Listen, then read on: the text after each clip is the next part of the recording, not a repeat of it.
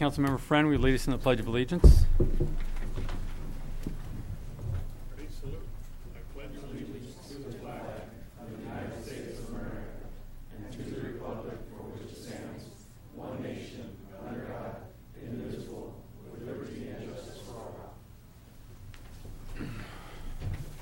Thank you very much. Roll call, please.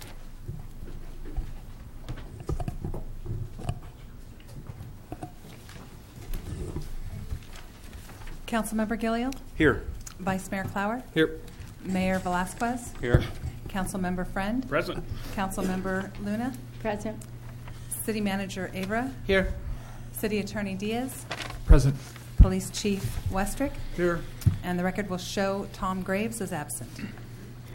Thank you. Verification of agenda posting. The agenda for the City Council, the City of Hollister meeting of June 5th, 2017 was posted on the bulletin board at City Hall on May 31st, 2017 at 4:14 p.m. for Government Code Section 54954.2. Thank you. City Attorney, do you want to report out from closed session? Yes, Mr. Mayor. There was one item on closed session. That was the litigation matter of City of Hollister versus Convex. And by unanimous vote, the City Council instructed the City Attorney to entertain negotiations with the defendant. And that's all that matters, Mr. Mayor. Thank you very much. We're going to move to the consent agenda. Are there any items council like to pull? Yes, Mr. Mayor, I'd like to pull A8. All right. Any others? I'd like to pull A9. A10. And did I hear A9? A9. And Mr. Mayor, staff would like to pull item A12 for future consideration. All right. Are there any items from the public? No, Mr. Mayor. All right. Is there a motion? So moved. Is there a second? Second. All in favor? Aye. Aye. Aye. Motion carries. Move to item A8. Yes, Mr. Mayor, I just wanted the clarification from City Manager in regards to who the responsible person or signatory would be should you designate somebody. On this particular matter, Councilperson Luna, the city manager would most likely designate the director of development services to act on his behalf. This is generally regarded NEPA and CEQA, which are environmental documents mostly pertaining to planning events. So that's probably who it would be if in the event that city manager wasn't available to sign. Okay, that's what I needed to know. Thank you. Okay. Is there any speaker cards on that item? No, Mr. Mayor. All right. There's a motion. Motion to approve. Is there a second? Motion is second. All in favor? Aye. Aye. Aye. Motion carries. I'm sorry, Item- who made the motion in the second? Councilmember Luna. Second with Councilmember Friend. Thank you. We'll move on to item A9.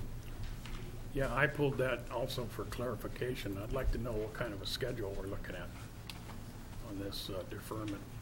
Schedule, the deferment would be in effect until December of 2018. The original agreement envisioned the deferment being till December of 2018, and so that time would be the same. So they would pay their impact fees December 15th, 2018, so it would be about a year and a half. And that in December of 2019, it would be paid off. No, they would pay the impact fees December 14th of 2018. Normally, they pay them at final occupancy inspection, which they expect to be in July or August of this year. Okay, that's all. I just wanted to know what the time frame was. Okay. Any other, Vice Mayor Clower? In regards to the TOT incentive program, do we expect to continue the program going forward with other potential hotel builders? I think what staff would probably do is come back to you on a case by case. I would imagine, though, that hotel operators or developers, I should say, of these these facilities would come to you as long as we have done one already. I wouldn't see them not taking advantage of a similar type of program. Yeah. Okay. It would also be an opportunity for some hotels that we have that are maybe in need of rehabilitation to revamp them. Or expand. Yeah. Okay. Any speaker cards? No, Mr. Mayor? I'll make a motion that we approve item 9. There's a motion. Is there a second?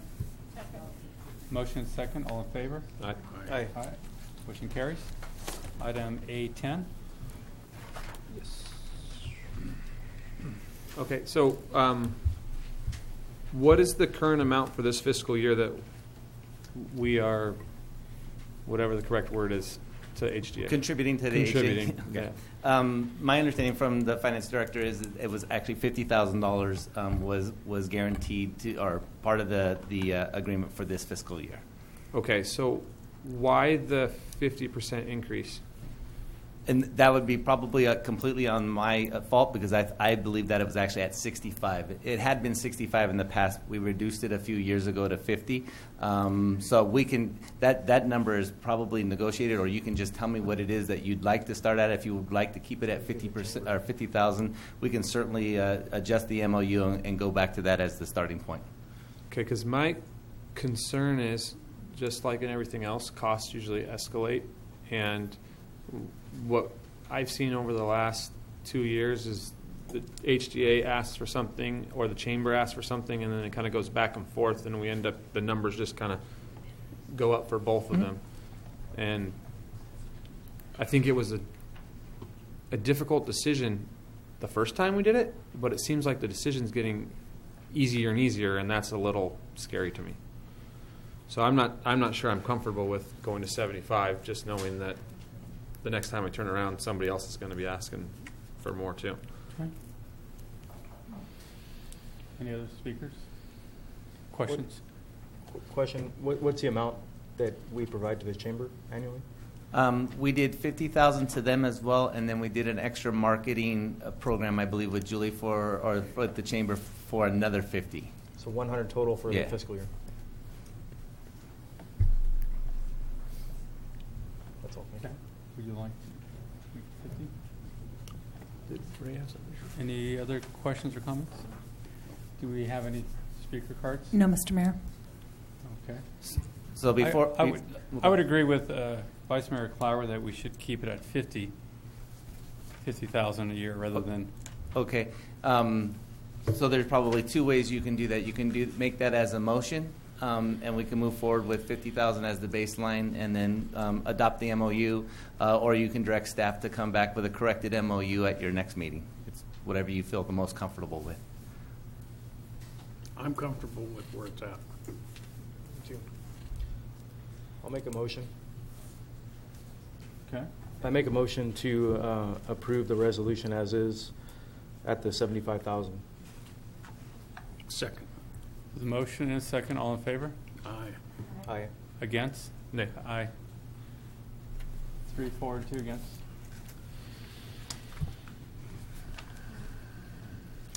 We'll move to item 812. I would like to sorry, Mayor. I would like to just have this recalendared to a future meeting. No action tonight.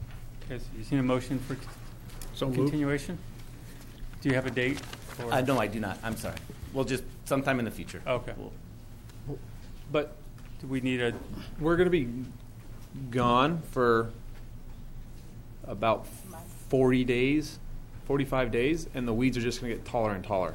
Well, again, the primary purpose for this is to try to get the owners of the property to actually take care of the weeds. These are only in the extreme situations where it doesn't happen. So I think I've talked to the fire captain, and we will do our very best to get it back to you on the 19th. But if that doesn't occur, we would wait till the first meeting in August. Or if it becomes a dangerous situation, yeah. we'll just And just do mow yeah. it anyways? Yeah. Okay. Okay, so the motion continued to the 19th, or Yeah, Councilmember Luna? Yeah, Mr. Mayor, at the time that you bring it back, is it possible to just review those quotes? Because as I'm seeing here, it's same Yes, I will. company that has been doing this for years? Yes, I will. I will have the department bring back the bid respondents. So you'll see who responded to the RFP. Okay. Okay. All right. Okay. So it's a motion to continue to the 19th? If we Okay. can, and if it doesn't work out, then as City Attorney Diaz mentioned, in an emergency situation, we can go ahead and take care of it. Otherwise, we'll wait until the Okay, first. so there's a motion to continue to the 19th. Is there a second? Second. Motion second. All in favor? Aye. Aye. Motion carries.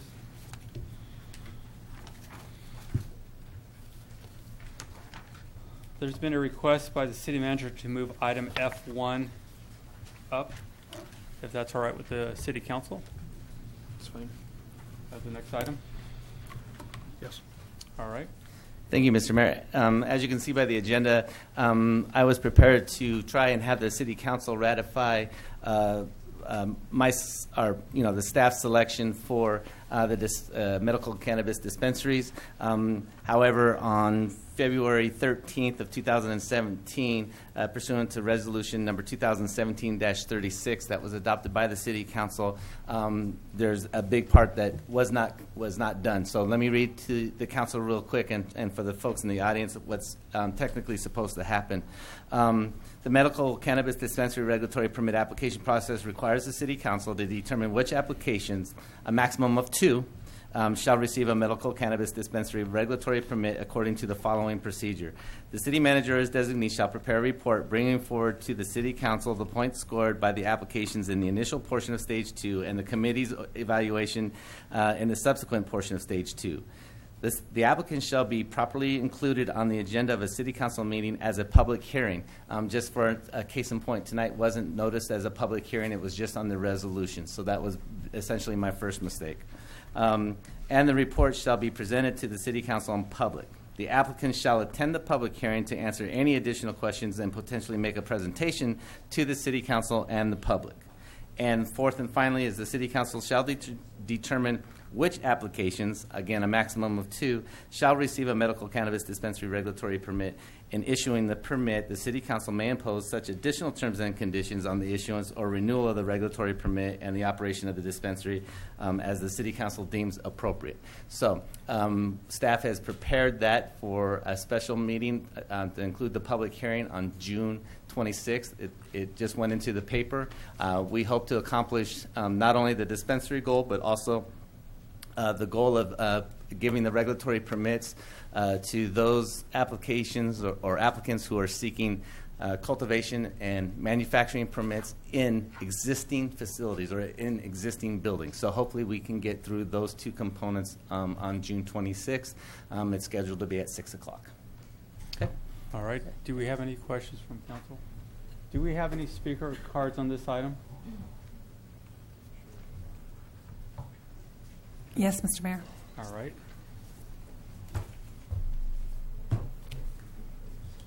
Salvador Palma.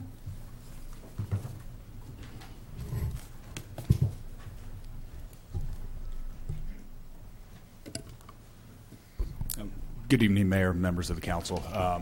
I filled out the speaker card prior to the notification that this item was sort of being pulled from the agenda tonight. So submitted the speaker card really just to answer any questions that you might have of the application, but it sounds like that might be a little premature at this point. If there are any questions, I'm happy to answer them, or we can save them for the 26th. Thank you very much. Yeah, my And pleasure. for those that have filled out speaker cards, again, a reminder here that the item has been moved to the 26th, but since you're here and if you filled out a card, if you would like to speak on something, you can do so. Steve Ravella.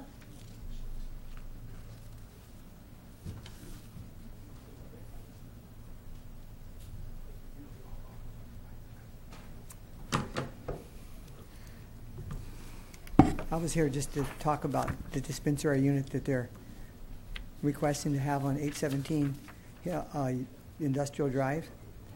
And since we have a lot of children that come to our athletic club as well as the fitness facility next to us and the Bounce Club, I didn't think it would be appropriate to have a medical marijuana dispensing unit in the proximity of a lot of children in that area.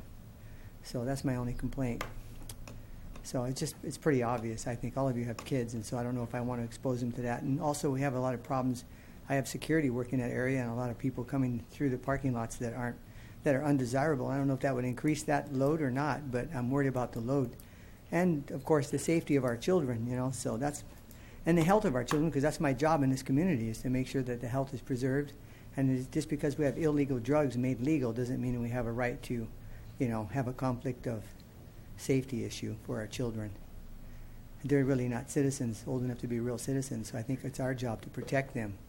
I think. So that's my own opinion, but that's all I have to say.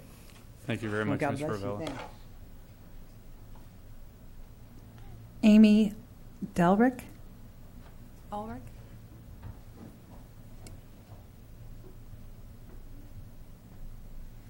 I prepared a whole speech and everything, and as I was reviewing it, I deleted it on accident. So, and I will probably be at the next meeting, but I feel it really important to say a couple things before you move this to another meeting. I have coached at USA Sports for over 10 years. I'm a mom of 3 boys, ages almost 12, almost 15. Those almost are important because they're July birthdays, and then almost 18 in November. We bought our first home in Hollister in 1997.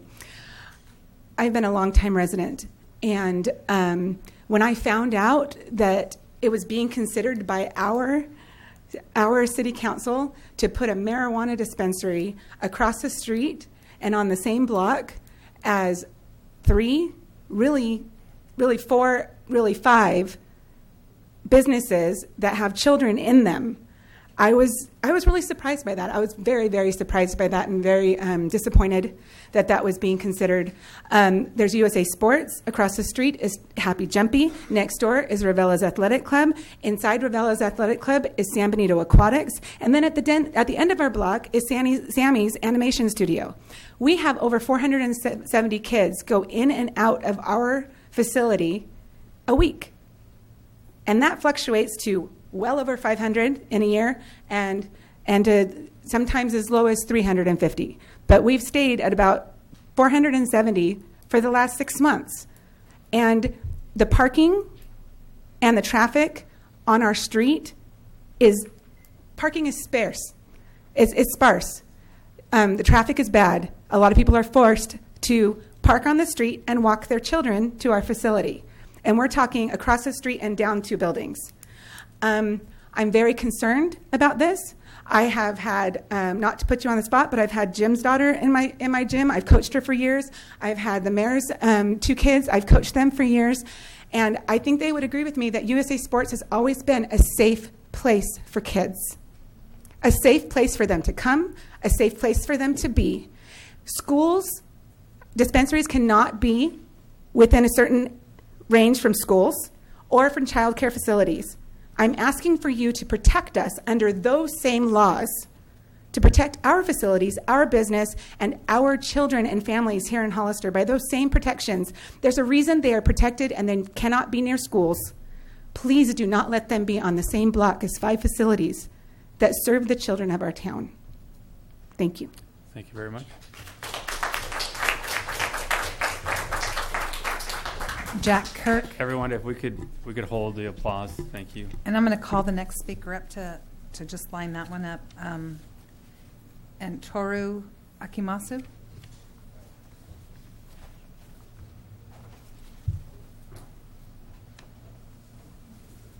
So Jack Kirk is going to go first. Oh, did you want to go? Short talking. My English is little poor. So our company is Ozeki Sake USA.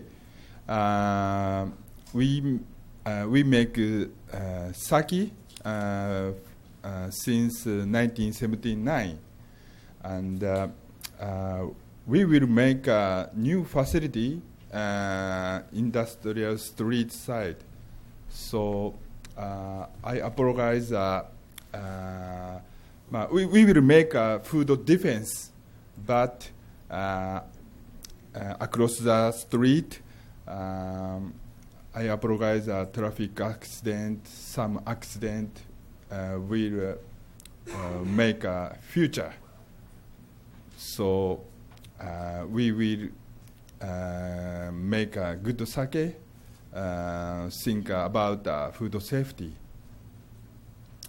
Thank you. Thank you very much.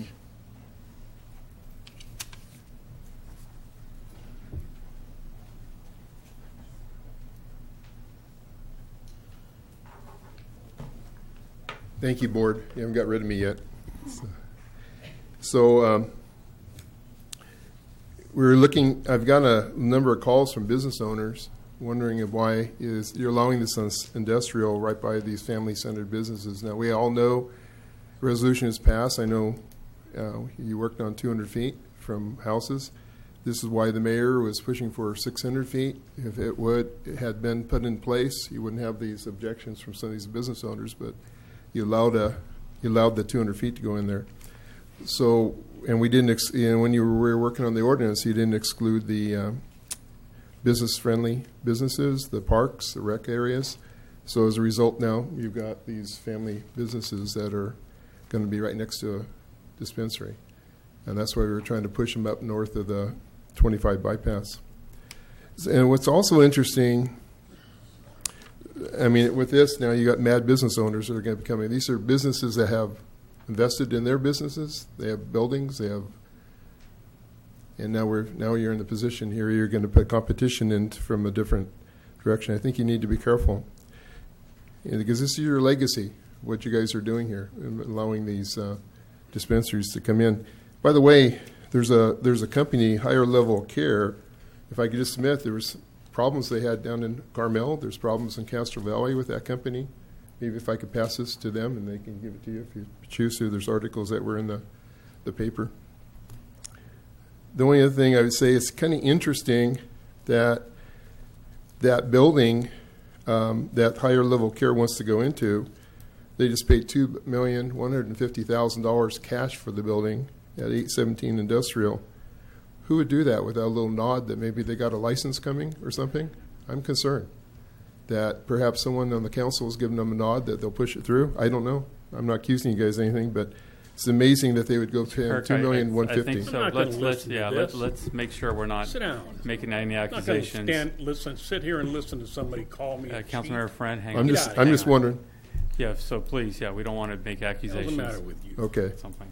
So they paid cash for it. They're ready to go. And it's unfortunate it's right here where we have these other family businesses. Thank you for your time. Thank you.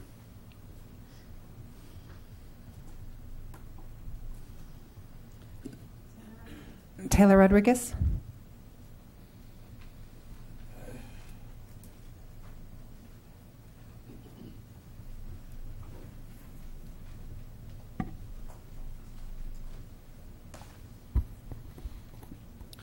Honorable Mayor, council members, the medical cannabis dispensary selection is a competitive process.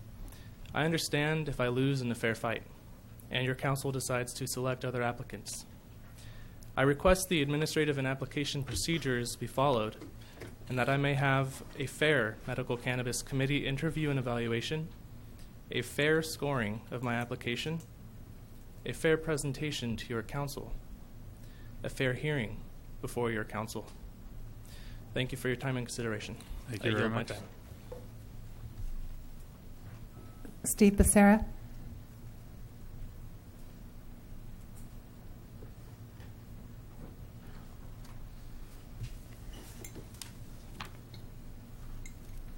On which one? Excuse me? On which item?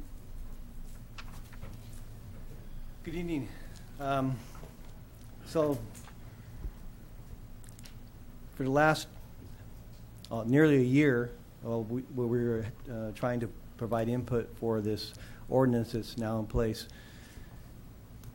We tried to provide you information about what other cities were doing regarding special use of locations, and now it's coming to fruition.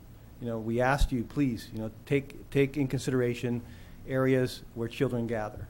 It wasn't a secret that the cannabis industry wanted to go into industrial drive. Is industrial drive zoned properly for a cannabis facility? It is, according to your ordinance. But we knew about the businesses there. The community was concerned about the businesses there. And we had asked you, please take that in consideration, and it didn't happen. And now, unfortunately, depending on what you decide, you have an opportunity to reconsider. But unfortunately, when you decide, this may impact these businesses that provide these services to our youth. So I hope that you listen carefully to these people, not only tonight but later on. I don't think this story is over regarding the facility on Industrial Drive. As far as the other one on Shelton Drive, that's also the same zoning, but a better location, not anywhere near any facilities that provide services to our children. And just for a correction, we also, I think you're probably going to hear from some of the residents that are 156 feet away from this potential facility on Industrial Drive.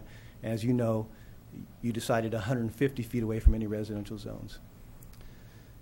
And unfortunately, we've heard this before about San Benito County. I've been here for a long time. We used to hear a lot about the good old boy stuff. And without disrespecting anybody, I'm glad you're slowing things down, because this gentleman that bought this building from Valles. The Valleses just paid. He closed escrow on the 10th of May for $2.150 million in cash. It's a $900,000 building. So we need to be concerned. I mean, why people? People don't do that kind of thing for no reason. So I'm glad that you're slowing things down and taking a look at things that are happening in our community.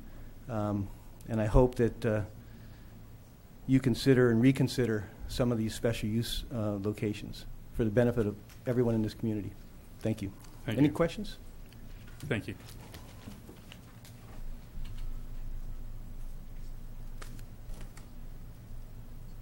Elias Salinas.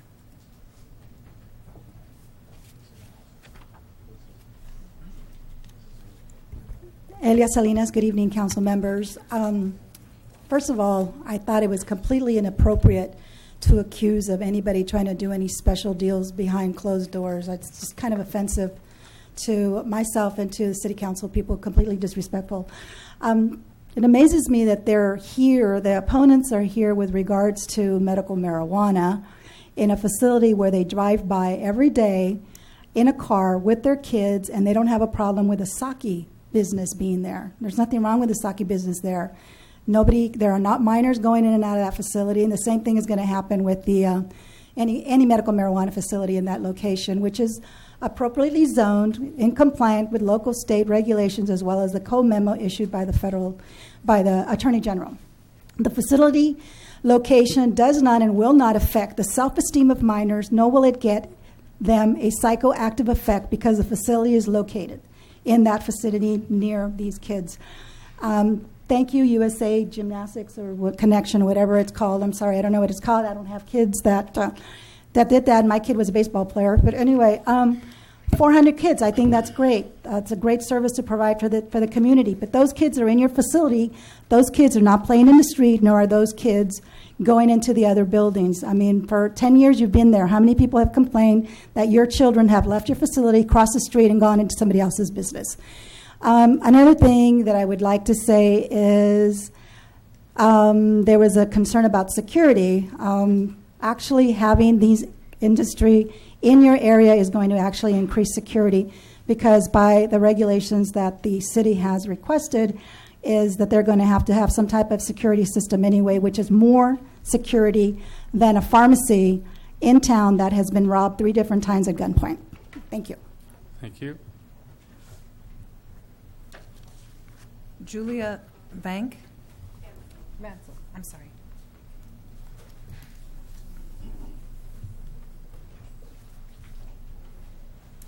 Good evening, Mr. Mayor and Council. I actually own CrossFit San Benito, which is at 827. My front door is 75 feet from where their front door will be. Our clientele is 35% people under 18. They are going to have security, as I understand, but it's going to be armed security. How many of you as parents would drop your kids off at my business, 70 feet from where there are people walking on the grass. Yeah, please. Well, Write I don't notes. believe Yeah. that people would. Okay, so I don't want to deprive any business owner or any property owner of, being able to make a living. That's not my point. But I want you to take into consideration the traffic issues when they do apply for that. I had to get a special permit and get rezoned for our business. I think you might have been short on her time, so go ahead and keep going. So can I go ahead? Okay. So I do understand that there are requirements as far as parking. My major issue is that we do have a huge parking issue there, and there are big traffic issues. And so if you turn that into retail without really considering the parking, you are putting all of our businesses in jeopardy that have been working here for years. So I'm not making any judgment on where, on the dispensary itself. I'm just asking that you find an appropriate venue that doesn't, destroy our businesses in the process and takes into consideration the children. Thank you. Thank you.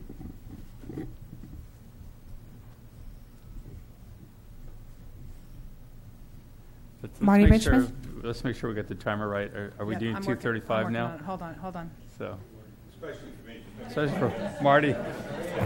Give Marty the 1 minute.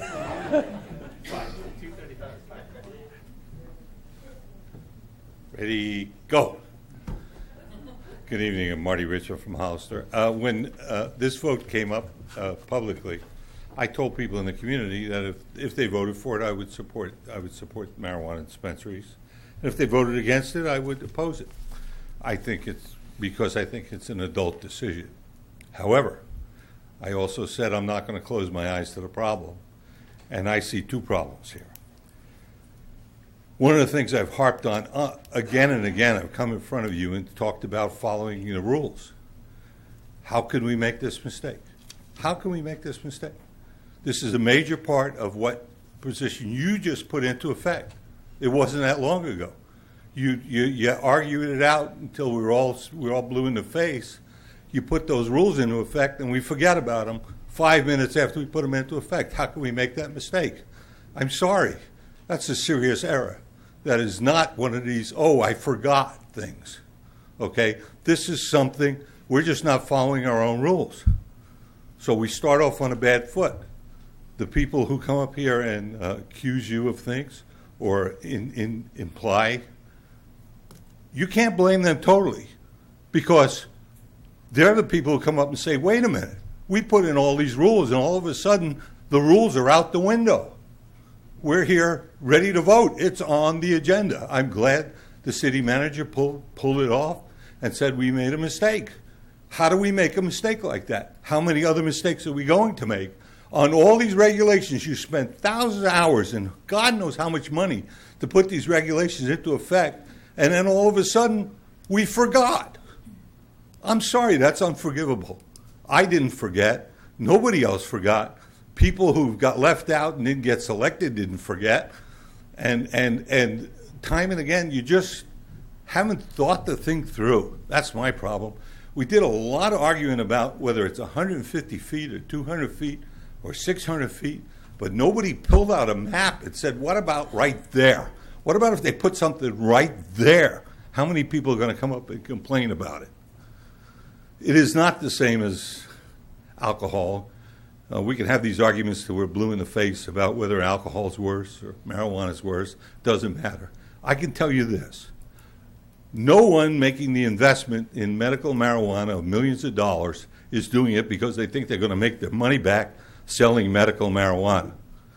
We all know what the regulations say, which is everybody who sells marijuana, medical marijuana, is going to get a leg up on selling recreational marijuana, and that's what they're counting on. So you cannot look just for today.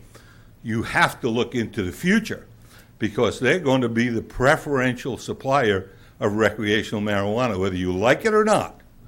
So you can't just look for today. You have to look for tomorrow. And is that the appropriate place to put something tomorrow when it's recreational marijuana? Thank you for your time. Thank you very much. Gary Cameron?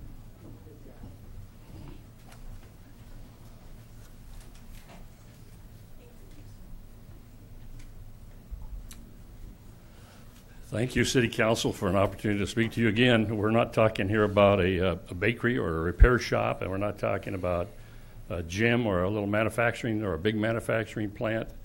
We're talking about something that requires security, cameras, guards, and we're talking about a different ball game altogether. This isn't just putting a bakery in someplace. There's a reason why there's that type of security there. And if some would have us believe that this is just like an outfit making sake, that's not the case. They don't have these type of security concerns. And if we think that this facility, the owners obviously think that they're going to make a lot of money. They've got to pay for their investment, right? And in order to do that, they're going to have a lot of customers. And a lot of customers equals lots and lots and lots of traffic. So those are all concerns. Thank you. Thank you very much. There are no more speakers, Mr. Mayor. Thank you. Mr. Mayor, if I can just close with one quick statement and some additional information for folks. So, kind of to hit on what Marty's point was absolutely, staff was basically directed by me to move forward with this. So nobody accepts more responsibility for making a mistake or an error coming out of the gate than me. So if Marty knows that this is probably not my first mistake and not my last. So we're gonna move forward. The other thing is that everybody within 300 feet of these facilities should be receiving a public notice for the 26th. But likely you're going to get, you have a copy now of the applications, full copies. I've been having requests for everybody's application. If those folks that have requested those can please just bear with me a little while longer so we can redact some of the information that is not technically public information. I would really appreciate it. And then also, I've been also asked for the scoring sheet or staff scoring sheets of to where we got to this point. I want to make sure that you folks, the council, receives that information prior to letting it go out to the public as well. So I'll be giving that hopefully to you electronically tomorrow, and then once you have it, then I'll release it to everybody else shortly thereafter. So with that said, that's all I have. Okay, thank you very much. Any questions from council? Councilmember Luna? Yeah, I just want to address something. We're city council members. We're elected by the people to serve the people. We are not here to make deals behind closed doors.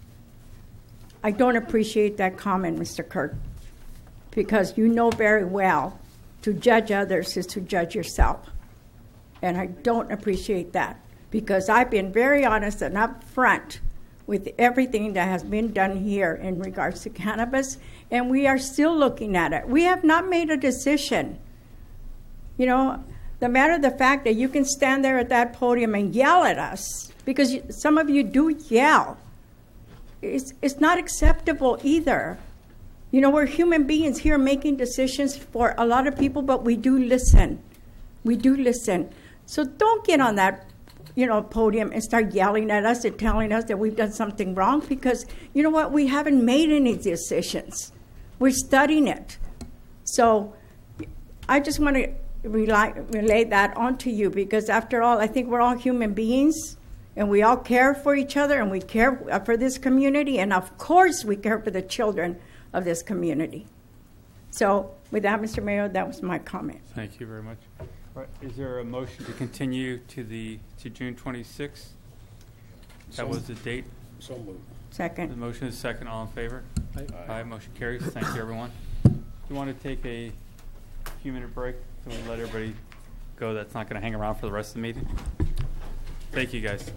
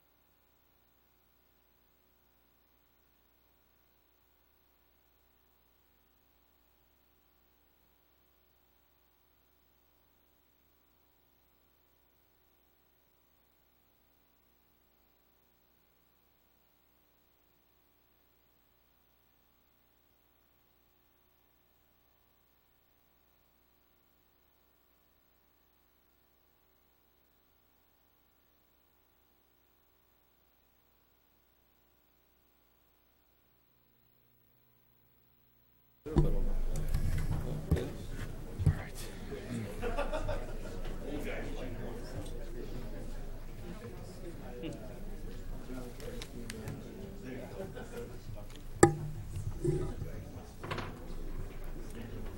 right, we're going to move to public input. This is the time for anyone in the audience to speak on any item not on the agenda and within the subject matter jurisdiction of the council. When the city clerk calls your name, please come to the podium, state your name and city for the record, and speak to city council. Each speaker will be limited to 3 minutes with a maximum of 30 minutes per subject. Please note that state law prohibits the city council from discussing or taking action on any item not on the agenda. Do we have any speaker cards?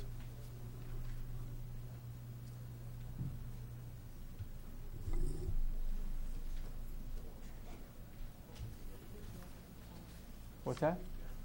No, because that item was on the agenda. I have no speaker cards. I have one speaker card. No, I have no speaker cards for public comment. Okay. What's that? No. None for public comment. Public comment. All right, then we're going to move to item F2.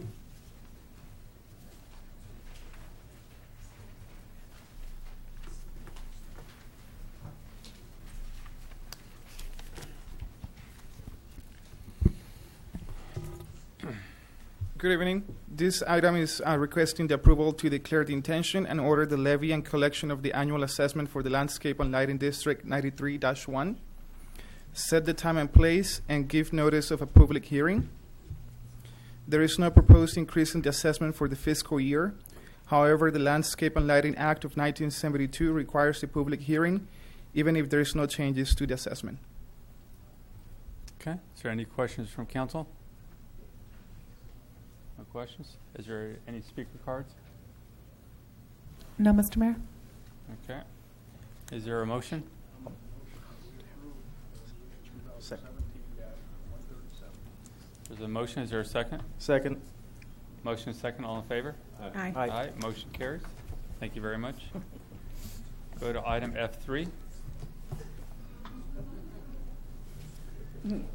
This next item is requesting the approval of the amendment number 4 for the professional services agreement with Development and Public Finance, LLC, to assist the City of Hollister negotiating with the cell tower lease agreement, the preparation of the annual engineer's report for the adoption of the Landscape and Lighting District 93-1, and conduct a comprehensive review of Community Facility District number 1. All right. Is there any questions from council? Councilmember Friend? Is there changes in the contract up for the rental of the space, or is it just the lighting district? Is there changes in the cost, or is it just The cost is going to stay the same. They were able to find out there were some changes to the amount by a couple pennies compared to the one from last year. So that's something that we're fixing this time. Okay. So basically, there's no change in that. Exactly, yes. Okay. Any other questions? Do we have any speaker cards? No, Mr. Mayor. All right. Is there a motion? So moved. Motion. Is there a second? Motion second. All in favor? Aye. Aye. Motion carries.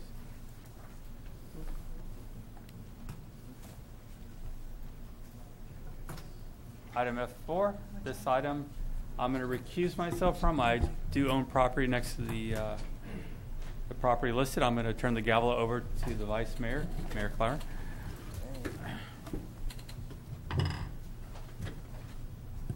Go ahead, Mary.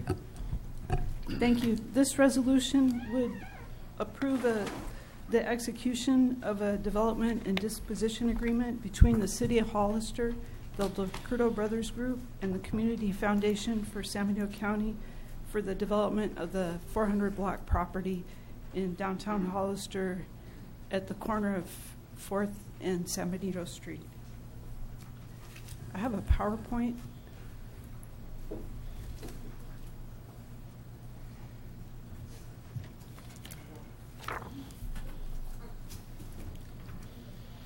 Some of these slides were presented last year to the council. This is just I'm going to go through some of these very quickly because they're they've been shown before, but just once again, the 400 block had several buildings that had catastrophic damage from the Loma Prieta earthquake. There's, let's see, I'm not doing this, I'm putting it the wrong way. She should have.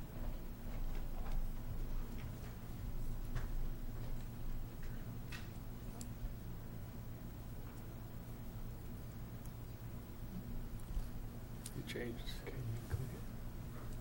Christine, click it.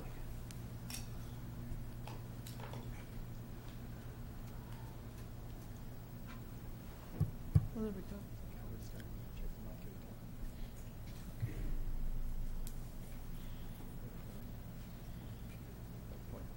Okay.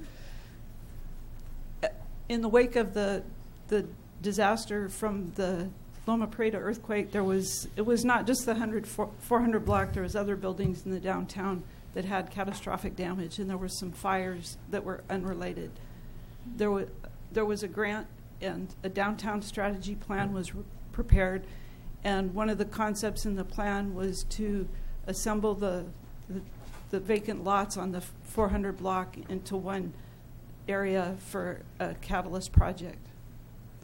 The former redevelopment agency then purchased those properties in 1994 and 1995.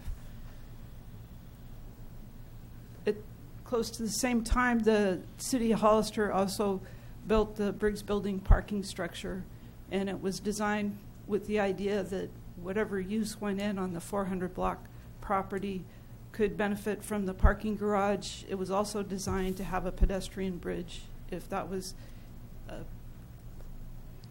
chosen to do for the developer of the 400 block. Again, this just provides an overview of what went on over time. There was some development disposition agreements, but they didn't come to fruition. Then we had the moratorium and then the Great Recession.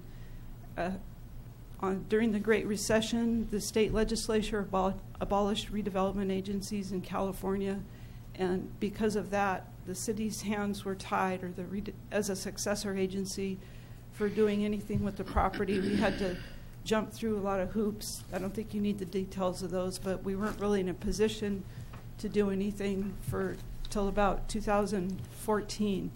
At that time, we had to have a plan approved for the disposition of this property. When the state passed the redevelopment law, that they wanted agencies to dispose their property expeditiously with an eye to maximizing profits.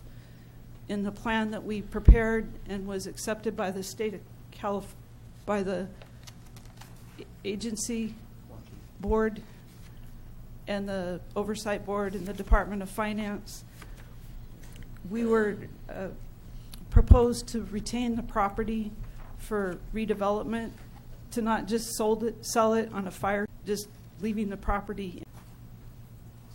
In every implementation plan, which is not the same as a general plan, but the strategic planning document for redevelopment agencies, the city of Hollister identified the 400 block as one of the priorities, and to help revitalize downtown Hollister and eliminate blight.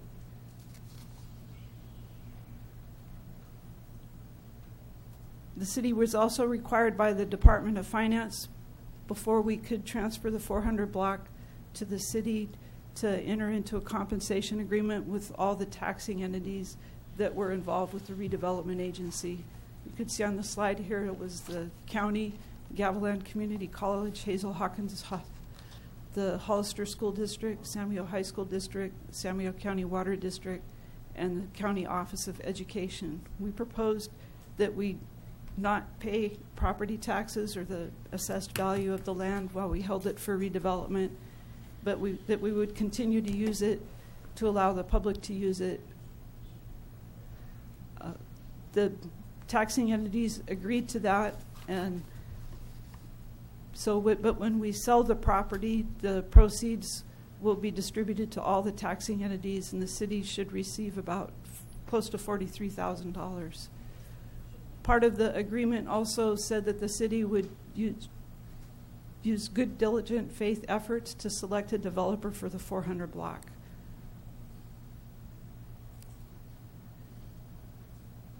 In November of 2015, staff approached the City Council because we had been approached by parties interested in developing the 400 block, and we requested authorization to issue a request for proposal.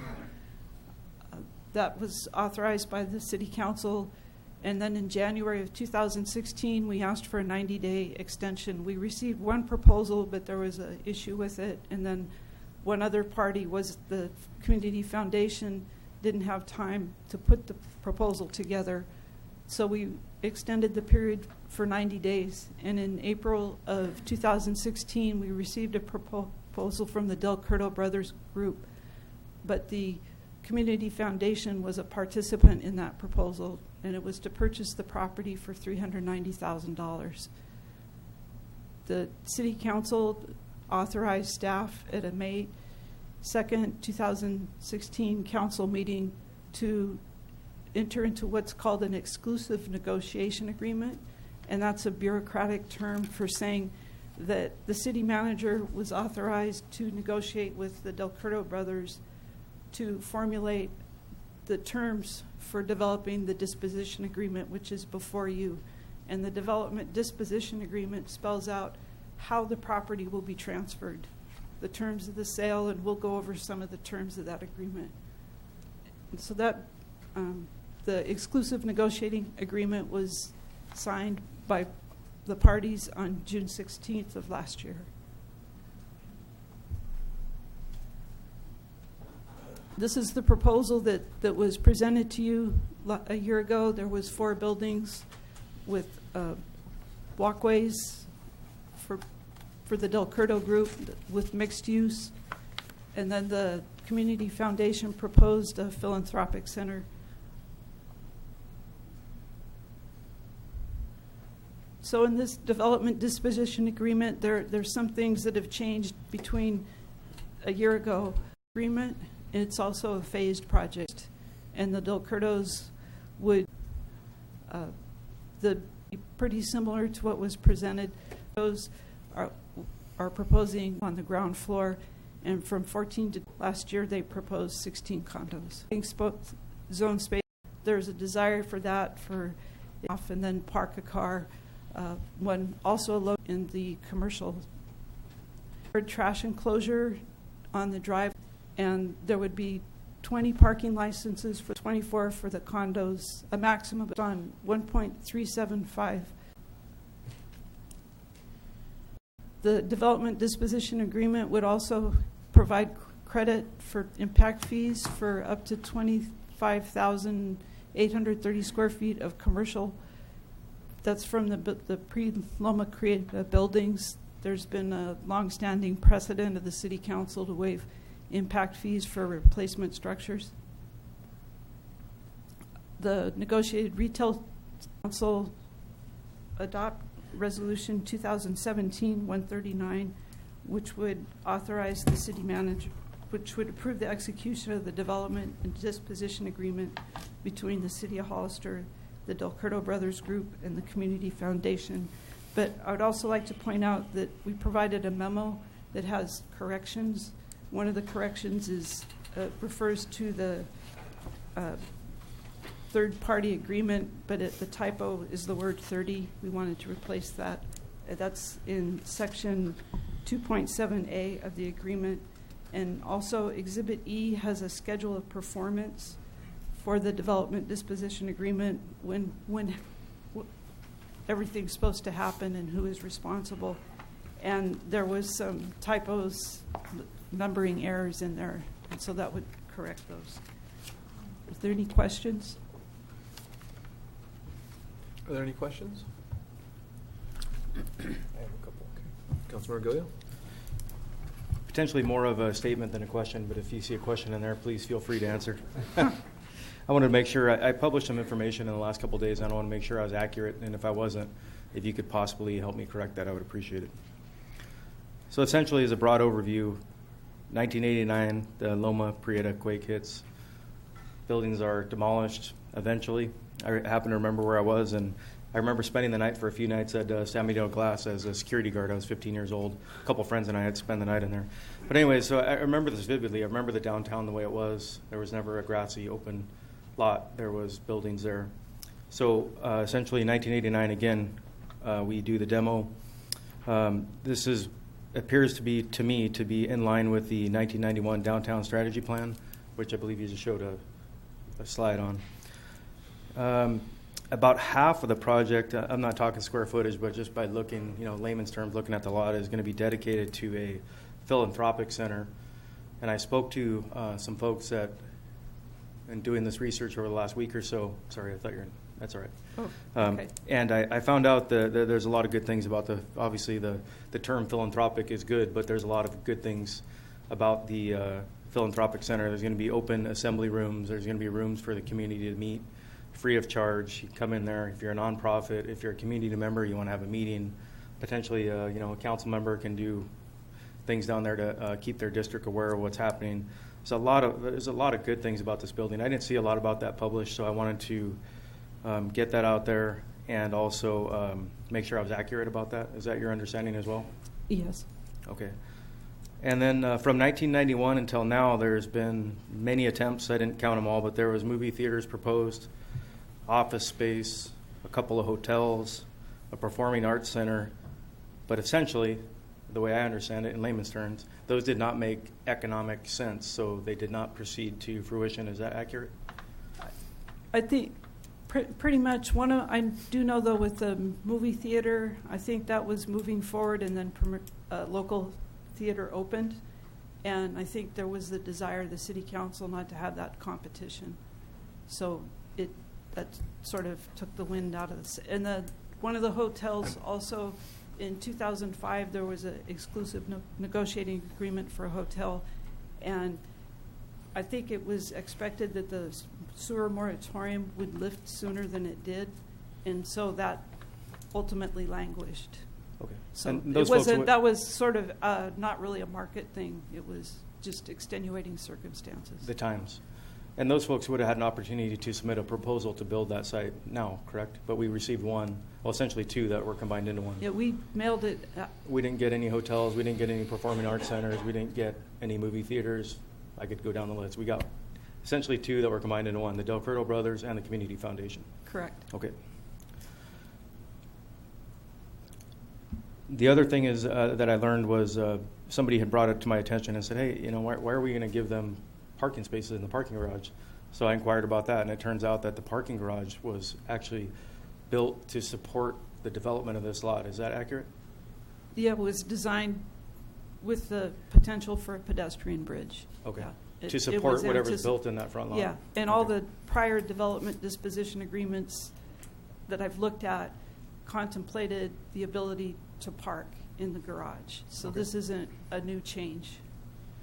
And if we choose not to utilize this property, the way I understand it, the city would owe people a bunch of money, and then we're going to have to pay taxes on the property as well. Is that correct? Well, the compensation agreement states that the city, that has been executed, states that the city will make a good faith effort to sell the 400 block for this type of project. Okay. I also reached out to the Hollister Downtown Association. I figured I should talk with them since they're the Downtown Association, right? They're probably the ones that have their finger on the pulse of what's happening in the downtown. And I was told that not only do they support it, but they support it 100%, firmly support it. And most of their members also support it. That's what I was told. Also, the San Benito County Business Council emailed us today, and they also chose to support this development. A couple more points here. I'm just going through my notes. Excuse me. And when I originally read it, there were 16 condos. Now, what did you say the number is going to be? 14 to 22? 14 to 22. Okay. And one of the things that I particularly, just talking about me personally and aesthetically, when I first saw it, it came to council before I was on council, but I saw the map, and I saw the paseos. I saw the 4 buildings.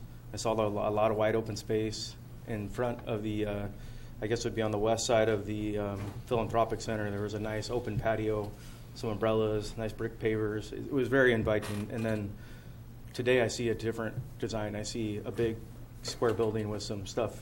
And I understand it's preliminary, and now's not the time to talk about that. But I do want to get it on the record and talk about that. I think it's really important to have something more similar to the original May 2nd design, which is very wide open, very inviting for the public. It's kind of more like an outdoor space that people can actually still enjoy, even though maybe potentially would have grass in front of the philanthropic center. I don't know, but maybe not. But that changed a little bit. I'm not sure exactly why that changed.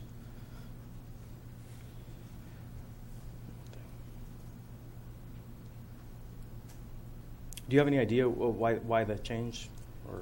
I think that the developer here I think part of it's what they shared with us is that by having one large shell, it's easier to break up different lease areas so that they have the ability to adapt to changing market conditions, and construction costs would be lower. I should also add that the development disposition agreement contemplates that the two properties will purchase one half of what used to be Briggs Alley, but that will remain open because the city has utilities underlying it. So I think the concept is to have the restaurant facing the philanthropic center and the ability for the restaurant to provide catering to the philanthropic center.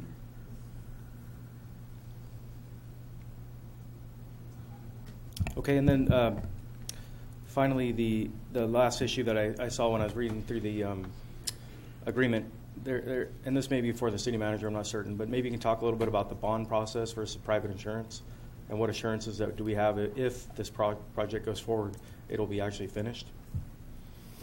There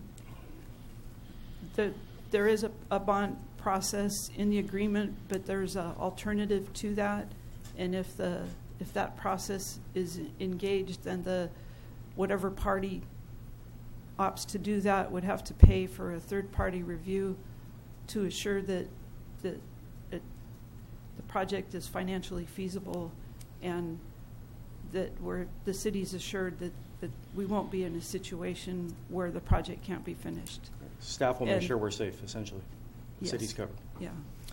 Okay, and if this development does move forward, I'd really encourage it to be something that we're proud of in the downtown, not just a building that's slapped up for somebody to make some money on. I think that really needs to be considered, and I think the first rendering is a lot more appealing to the folks that I had spoke to people that were actually absolutely 100%, let's leave it an open space. And when I talked to them about the renderings and showed them the renderings, they were, oh wow, I didn't realize there was a philanthropic center down there. I didn't realize there was 4 buildings, open paseos.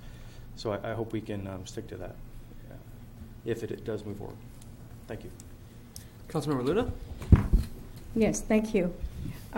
Mary, not often do we find people in our community that are willing to help out as donors, sponsors, of facilities in our community. Is that still in progress, or is there a possibility that this for the philanthropic center? Mm-hmm. They're proposing that the funding will be from a donor. Yeah, it will be. Yeah. Okay, because that's what we had been informed before. Mm-hmm. Okay, is there a time frame, Mary, that we need to act? The city needs to act on this before anything else? Well, the development disposition agreement has an exhibit that spells out the schedule of who does what. So if this is executed tonight, then the clock starts running for the foundation and the Del Curto brothers to prepare an application for site and architectural review, and that would be, they would be submitting preliminary concept plans within 45 days of today to the planning staff, and then within 75 days of the agreement, they would have to submit the application for site and architectural review, the lot line adjustment, and some of the easements and encroachment permits. So the timeline between now and the time that we would get to the planning commission would be like, what, 6 months, a year? Shorter. Shorter? Shorter. Yeah. Okay. All right, thank you. I think, I think the foundation is anxious to move ahead. I think Okay. they're a little more ready. Okay, thank you. Councilmember Friend? A couple questions or clarifications, Mary. I just want to make sure that what we're doing tonight is in compliance with the long-range property management plan that was approved by the city and the state and signed by the mayor in 2014. Yes. So any 'Cause we information that's coming out on social media is incorrect. This is an obligation that we're filling out. That's it. Right. And we have an approved agenda and agreement, a tax sharing agreement with the rest of the owners of the property when this is paid for. The city does not make the $300,000. That's the estimated value of that. The city may get $40,000 out. The rest of it goes to taxes. Right. And pays off the people that had interest in the buildings in Loma, when Well, Loma Prieta was. It won't pay off people. It will pay off the taxing entities because the dissolution of redevelopment was all about the money, and it was all about trying to free up taxes. And so the proceeds from the sale will go to the water district, the school districts I mentioned previously, Hazel Hawkins and San Mateo County, based on the way the property tax was distributed when we were a redevelopment agency. And that's the agreement we have now. Right. And by moving forward with this, we've fulfilled that Yeah. agreement. In fact, if this is approved tonight as part of the agreement, we need to send a copy of the disposition agreement within a certain number of days to all the taxing entities so they know their money's coming. Okay, and then my second issue, if I'd have seen this picture a year ago, I would not have been behind this building. I don't think building a warehouse downtown is a good idea, and that's what it looks like. So, just so the developer hears, it's got to go through planning, design review. This is not going to cut it. A 3-story building on that corner is not what we envisioned. Something there, yes, and the original drawing can be modified, but not like this. This is just a warehouse. This is not. So be prepared for a battle in there. That was it. Oh, thanks. Yeah, in regards to the look of the building, I think, in my opinion, I'll leave that to the Planning Commission, and if it goes through and it gets to that point, the comments from the public. That's not exactly our role today. In regards to the phasing of the disposition agreement, just as a possibility, let's say we move forward, the Community Foundation moves forward, the Del Curto brothers move forward, and the Del Curto brothers find out that maybe the financing isn't there, or the housing market's changed, or something happens. Would the Community Foundation still be able to move forward with their portion of the project? I believe they would, because they have the financing in place. Okay. And the 1.375 parking spots per unit, I'm sure we got that from somewhere. Where did we get it from? No, it was based on some of the preliminary agreements we had with them, and that's how we got there. Okay. I'm not sure that's going to be enough parking spots. Just because most people, I lived in townhouses in Gibson Station, and most people had at least 2 cars, and those were 2-bedroom units. Some of them had 3 cars and had to park outside the gate. I know if you go by most apartment complexes, the streets are lined with the cars that aren't able to fit inside the complex. So that's probably something that I would think we would need to look at and maybe come up with a better number, because I would guess that most households have probably more than 2 cars on average. We will need to come back with the licenses for the city council to approve. Some of the units would be studios, and some of them, and maybe that's where some of that can be adjusted by what the type of unit is. There would be some wiggle room on that number. Okay. Are there any other comments before we go to public input? Let's open it up. Gary Byrne.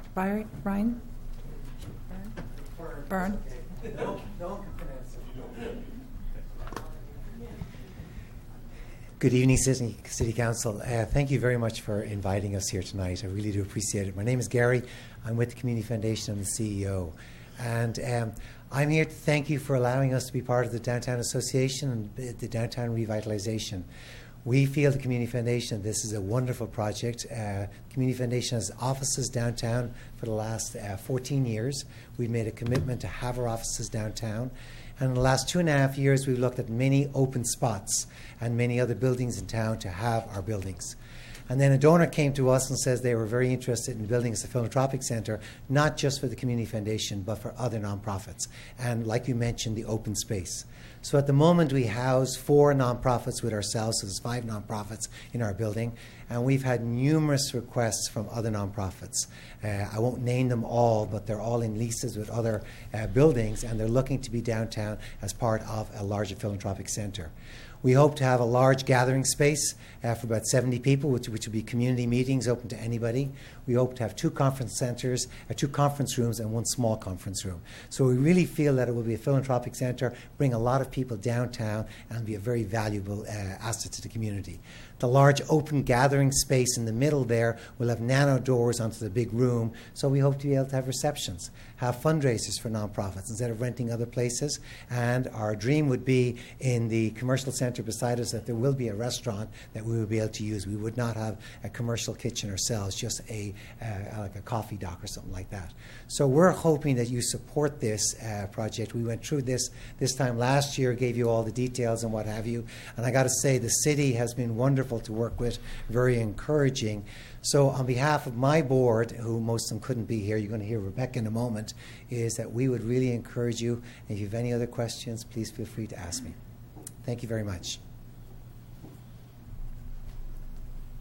Rebecca Wolf.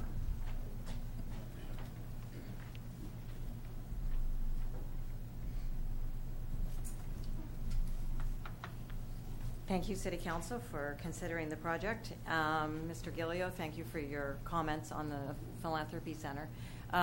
Very excited. Actually, my husband and I are the donors. And I agree that we need to be very proud of it, and we would be, that is our number one project. My husband is a developer, so we will be very interested in having a very attractive building. I think it would be great for the community. And I think the Del Curto brothers, they've done a couple projects in town that have been very successful. I think to revitalize downtown, you have to have people living in your towns so that they can go to the restaurants and be very included in downtown. So I'm very pleased with working with them as well. I think there will be a lot of open space. And we will do our best to make you very proud of these projects. Thank you very much. Darren Del Curto.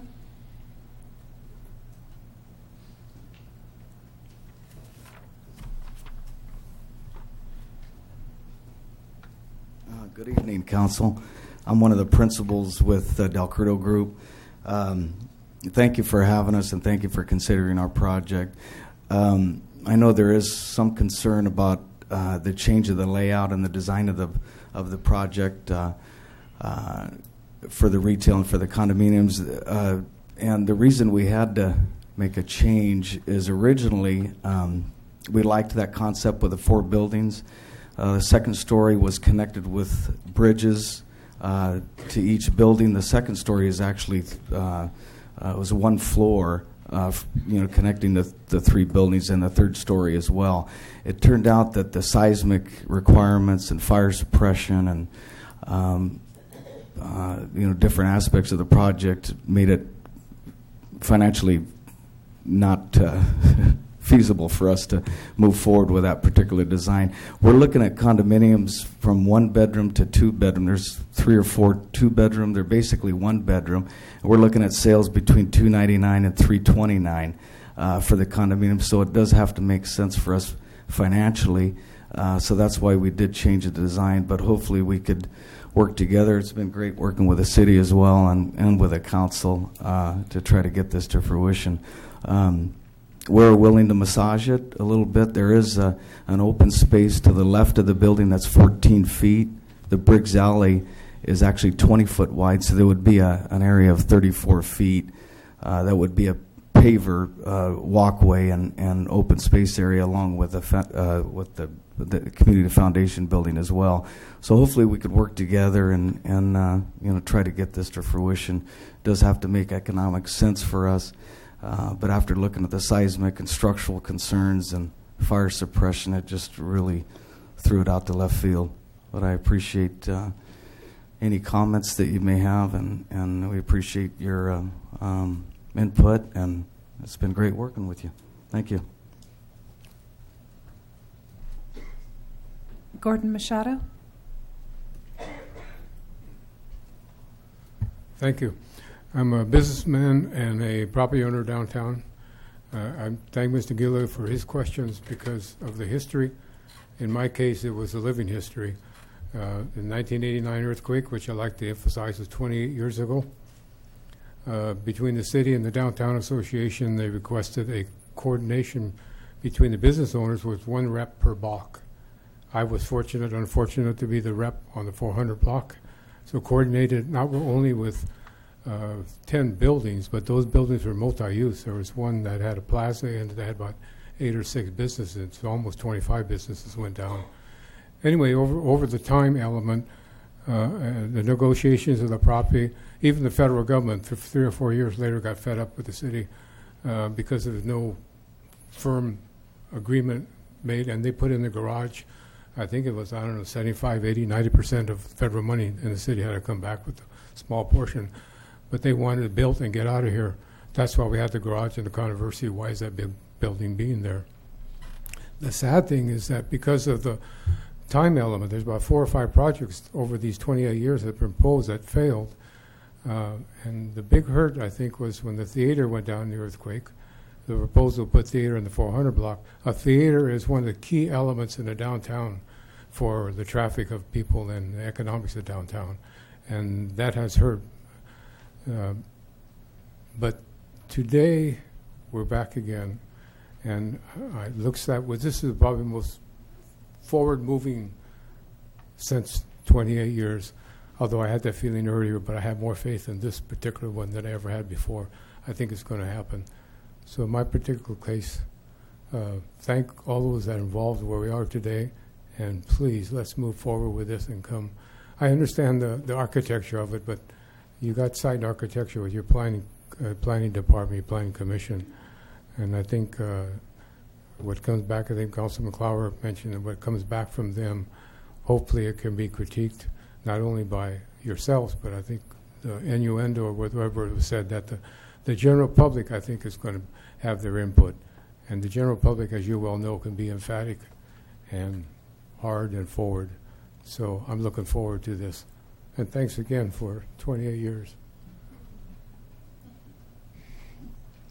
Robin Pollard.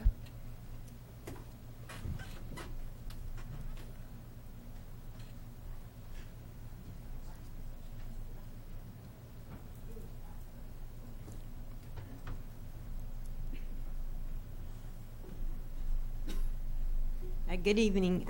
My name is Robin Pollard, and I'm hope that this open space can become the jewel. The strategy one was a vibrant core, and having a open space there and making a plaza would be a lovely way to make that.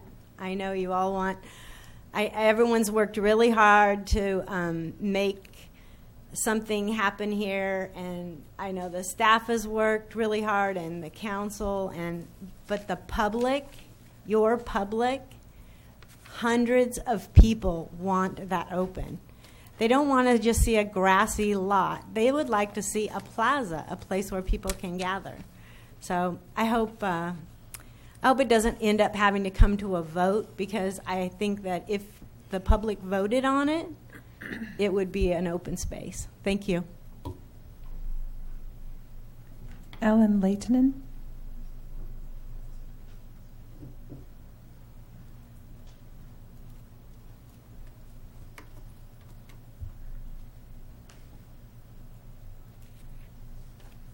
Good evening, Council.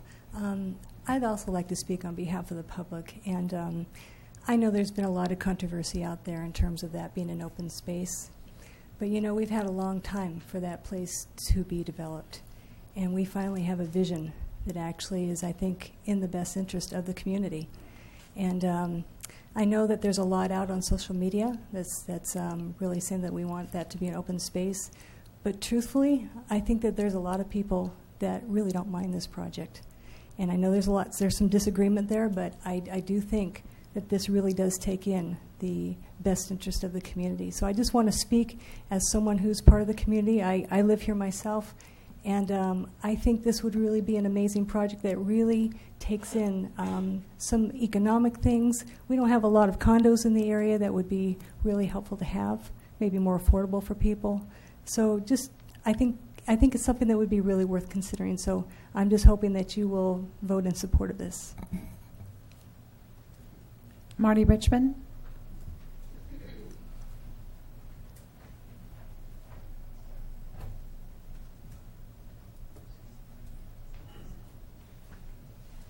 Good evening again. It's Marty Richmond. First of all, let me preface my remarks by saying I just didn't grow up with the melodic voice that Gary has, that wonderful musical voice. I am not shouting, in case that was directed at me. This is my Army voice. And that's because I usually was standing right in front of a huge cannon, and people have to hear you. And if you do that for 20 years, this is the voice you wind up with. So I am not yelling at you because I'm going to agree with what I heard. It's just I have a loud voice. So I'm going to take the same tact I took originally, which was we've had more than 20 years to do something with it as open space. And God knows people have tried. But it just hasn't revitalized downtown as open space. It's unfortunate. I think had it done so, I might be up here singing a different tune. I happen to agree with what people have intimated, which is I'm not crazy about the design. It needs some work, okay? It goes corner to corner and sidewalk to sidewalk, and at that corner, everything's going to look like you're driving in a canyon. But I'm going to let that go till that goes to the Planning Commission. I think we've got to do something. Unfortunately, I don't think this is the best possible use, but it's acceptable use. And so I'm going to support getting rid of it because we don't want to buy it for $400,000 or whatever we think it's worth. That's the only other option. You buy it. And then if you buy it, it doesn't generate, if you own it, it doesn't generate any property tax, nothing. So you basically have no choice. However, you can eat your cake and have it too a little bit, which is by taking the money you make out of this, I know it's not a lot, $42,000, and start a public arts foundation or something that we talked about here on and on and on again, Performing Arts Center, whatever. It's good seed money, and you can do a bit of work and find a place for that eventually downtown. The only two concerns I have is the one I expressed already about the design, which I do not like. Although we can do better with the open space, in my opinion, move it back. The other concern I have is I'll let the staff come up and make sure that whatever we do, we have a non-aggression pact with the owner so that we can do whatever we want on the street for our events and parades and farmers market or whatever we're going to do, and we will not, people who live there understand that's going to be the deal, and they get something in exchange, they get the parking spots, and that they don't come around complaining and we get into some kind of a legal battle. And I thank you very much for your time.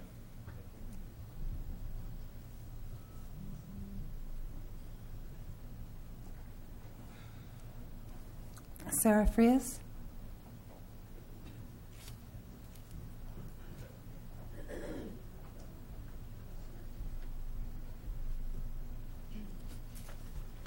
Good afternoon, members of the council. Jim Gillow, Cousin Cloud, my representative for District Number 3, Raymond Friend, and Miki Solorio Luna, and also staff here present. I'm speaking for 1,059 members. We signed a petition in 2016. Then now today is close to 2,000 members. All these constituents of each one of you districts. My first thing is there is a lot of vacant properties just right now in downtown. And as approved, I've been looking into those, and I try to corroborate as later as today at 5:30 p.m. Some of them first, 320 on 4th Street, which is a leased property. On San Benito Street, 427, close to Sheepsheads. On the corner of 5th and San Benito Street is another property, vacant right there and for lease. On 542 San Benito Street is another property. Another 5th property is on 620 San Benito Street. Also, on the corner of 7 and San Benito Street is a 6th property for lease. One property going out of business, and many know here, is the Metropolitan, and we spoke to them is because they don't have any business. As we are familiar on the downtown association and all the business that are coming in and out and closing frequently in the 4 blocks that is our little downtown. Another property, 738 San Benito Street. The 9th property on 853 San Benito Street, which is part of the Curto Brothers, the new building they did after the fire. But however, all of these properties for lease without counting all the buildings, 2nd, 3rd, 4th, and 5th floors, they are empty in downtown.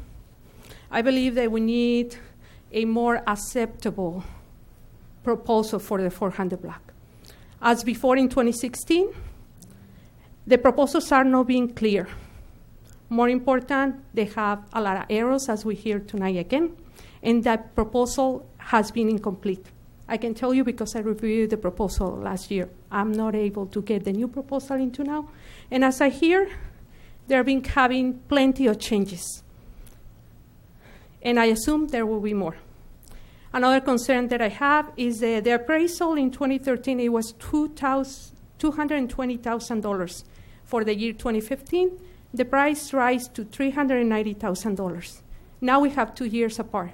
From the last 2 proposal prices that I give you, there is a difference of $170,000 more in that property. Now with account that the property for $390,000 is a really cheap bargain. I think so. Accounting and asking for prices of property around the area, it can be a better appraisal and a better offer. More important, again and again, all the constituents in your areas, we've been asking for an open space. Either a plaza or a park, but no condos. And again, I asked how much is the cost of the condos. Last time, these prices were not at all affordable. And more important, who benefits from all the building of these condos. Thank you. Daniel Recht. Thank you.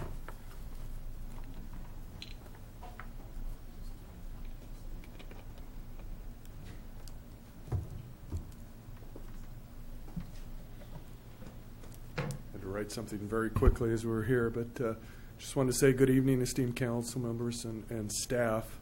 And I first want to just say, it hasn't been said enough, thank you for your service and commitment to this community. It's really not said enough for what you guys do. You stand up. It's a tough job, and you're making tough decisions, so thank you.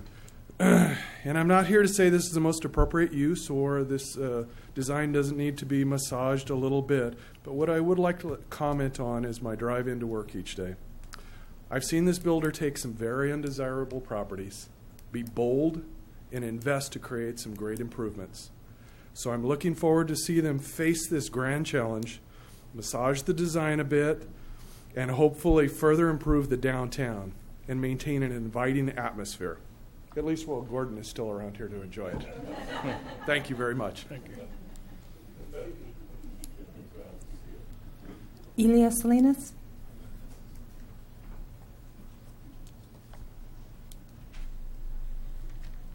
Good evening, council members. Elia Salinas here again. I'm kind of disappointed in this design. It has definitely changed since it was brought up here before you. I am absolutely for doing something with it, but I think that maybe they should reconsider reducing the condos to permit for more open space and allow the public to walk through. It was supposed to be more like a park-like, and this is nothing like a park-like. And I think you said something about maybe there'd be a walkway. Well, that's not going to be anything close to park-like. I really think that there is possible better use for this facility, redesigning it somehow so it looks more like an open space. I think the last time I saw this, there's had some kind of an atrium going through there, and they were going to be able to invite the public to do some kind of events there. And moving it up to 24 condos is not going to be allowable for the public to be there as well as for the public to walk through. I could probably imagine the residents complaining because there are people walking through there, or kids hanging out over at the Briggs parking lot. So I think maybe they should come back and find out a different way to do it. The question to the council is there a deadline for someone else to come in and purchase this property and donate it to the city? Thank you. There are no more speaker cards, Vice Mayor. Okay. Mary, could you address that last item, please?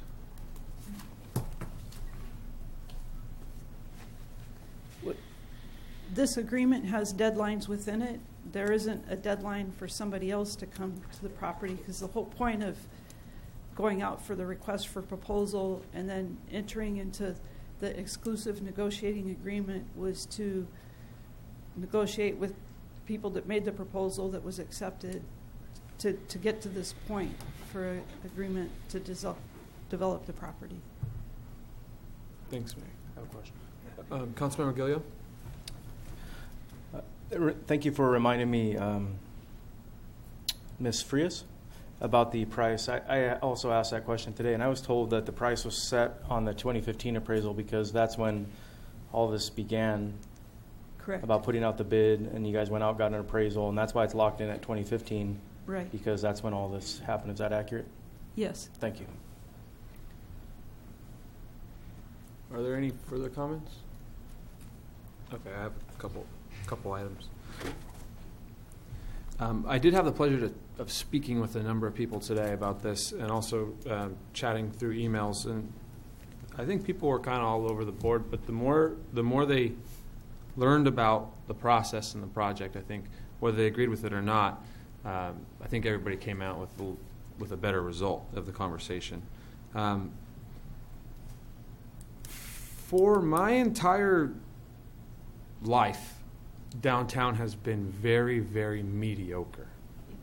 And I say that, and I'm probably over-exaggerating downtown by saying that it's mediocre. One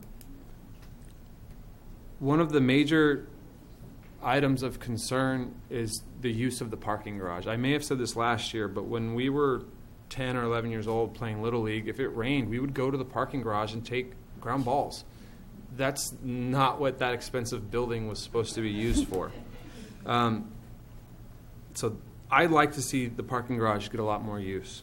And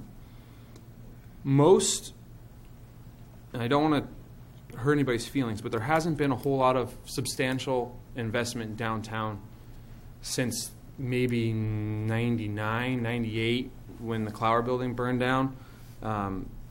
I haven't seen a whole lot since then that wasn't aided by the city or the RDA. So for one reason or another, yes, there's a lot of buildings that remain vacant, but those buildings are very difficult to lease when the owners do not put investment back into the buildings. If you're looking to open up anything that has to do with a kitchen, there's really no space downtown right now. You've got to wait unfortunately, for somebody else to not make it so that you can take your shot. I wish that more people would invest in downtown, but I can't make people spend their money. That's not what government gets to do. We have a very large constraint with our downtown, the way it's situated with the fault line. Almost half of downtown cannot be used, or you can't get a conditional use permit. You can't change your use because of the fault zone. And unfortunately, over the last 8 months, Mary brought us a possibility of doing a fault study that was between $1 million and $1.5 million. And by doing that, then you don't even guarantee that when people find out that they're either on the fault line, which means they can't do anything with their property, or if they're off of it, doesn't mean that they're necessarily going to spend the money to rehab or remodel or do anything like that. So that's a big factor, and that was something I learned early on. Because I said, why can't we just fix downtown? Well, part of it is the fact that you have a fault line running directly through it. In all the decisions that I have to consider, I always try to look back and see what was going through the minds of the previous councils. I don't always agree with them, but you kind of have to give deference to the work that they did and the thought process that they went through. From the beginning, this was supposed to be redevelopment, revitalization of downtown. I liked going to the events at the 400 block just as much as anybody else. It's a nice spot, but it's completely underutilized. My wife got tired of me bringing up every time we drove past the 400 block on San Diego Street. I'd say, look at everybody using the block. Look at everybody using the 400 block. There was never anybody there. Maybe once or twice out of 50 times people would actually be using it. So I find it hard to believe that people think that it's being utilized and creating revitalization for downtown in the way it was intended in its use at the moment. And I'm not completely sold on the fact that a developed plaza would do much different, because we have two plazas within 3 blocks of that area. You have one in front of the courthouse, which hardly ever gets used, and you have one in front of Vets Hall, which probably gets a little bit more use. I know some people don't agree with having housing downtown, but we've been talking about that since the city's been talking about that since before I even came on. I live on the south side of town, and when I need milk, I go to Safeway or Target. I don't drive to Lucky's or to Hollister Super to get milk. You shop most of the time in the places that are nearest to you. So we need people downtown so that they can actually frequent these businesses. I'm not going to drive to the far side of town unless a restaurant's amazing.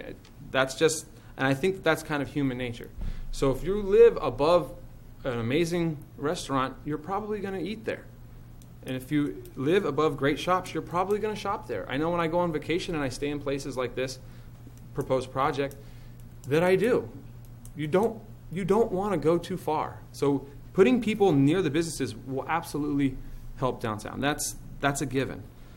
I tend to agree that I think that the project needs work. I think it'll get work. I think it's going to have a lot of comments, maybe the most comments of any project that's ever gone through the planning process. And I think that's great, because we need to get a good product out of this. I do like the fact that there's phasing in this, so that if for some reason the Del Curtos can't move forward with their project, because it's not going to be an easy project to finance. There's a lot of things going on there, that the Community Foundation can still move forward.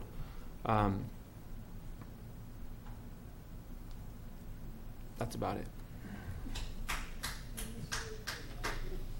If there's no other comments, I'll entertain a motion. I'll make the motion that we approve Resolution 2017-139. Second. With the memo?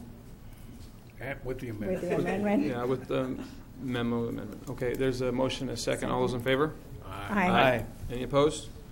All right, motion carries 4-0. Get the mayor.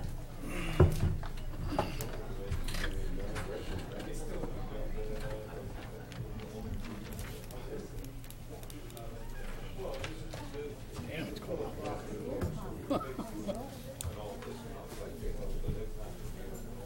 I'm going to have to start wearing a jacket. Okay.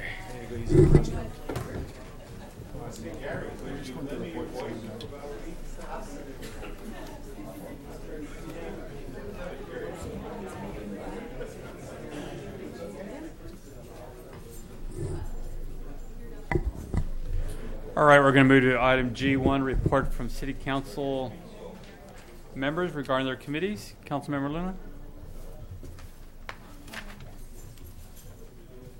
Thank you, Mr. Mayor. I attended the Area Agency on Aging at the Watsonville City Hall. And that's the only meeting that I attended on Wednesday, May the 17th. Thank you. Councilmember Friend? Yes, I had a meeting with the San Benito County Fire Protection Advisory Committee on June 1. We went through updates on the new fire station, which I was informed, and many of the people in the audience probably already know, that the county has decided to reduce the size of that station. I'm not sure why, but they've changed it from three spaces to two. 2 bays, yes. 2 bays. And then 1 outdoor. And then we continued on with the progress of the formation of the JPA and the study in that. We're supposed to be getting a report probably in August on that, and which that'll be the next meeting is in August. We also received a chief's report. If anybody's interested in it, chief's report has got to the point where we've really got some outstanding information. I mean, it's got everything in it from career development in the fire department through equipment status and major repairs, through each station being listed, the number of calls, the type of calls, and where they are, and even pictures showing us where the hot spots are and where they get the most calls, so that we can start evaluating exactly what type of intersections and what type of fire calls we need to consider as far as purchasing new equipment and stuff. So, and that's it. Thank you. Vice Mayor Clara? Forgive me, it's going to take a minute because I've been pretty busy over the last week. On Wednesday, I attended this isn't the exact name for it, but I call it the Trash Contract Ad Hoc Committee. It's got a long name. And I won't go too far into that because the item's actually on our agenda. On Thursday, I attended the governance, that was actually Wednesday night, governance committee meeting. This committee oversees the Hollister Urban Area Water and Wastewater Master Plan. We received updates regarding the current plan update, as well as the West Hills Water Treatment Facility, which will be online in the next few months. On Thursday, I attended a working group on the Nash Road closure and the bypass road, and the cost of the bypass road is more than expected, as usual, and that's going to be addressed by the county and the high school district in the coming weeks. And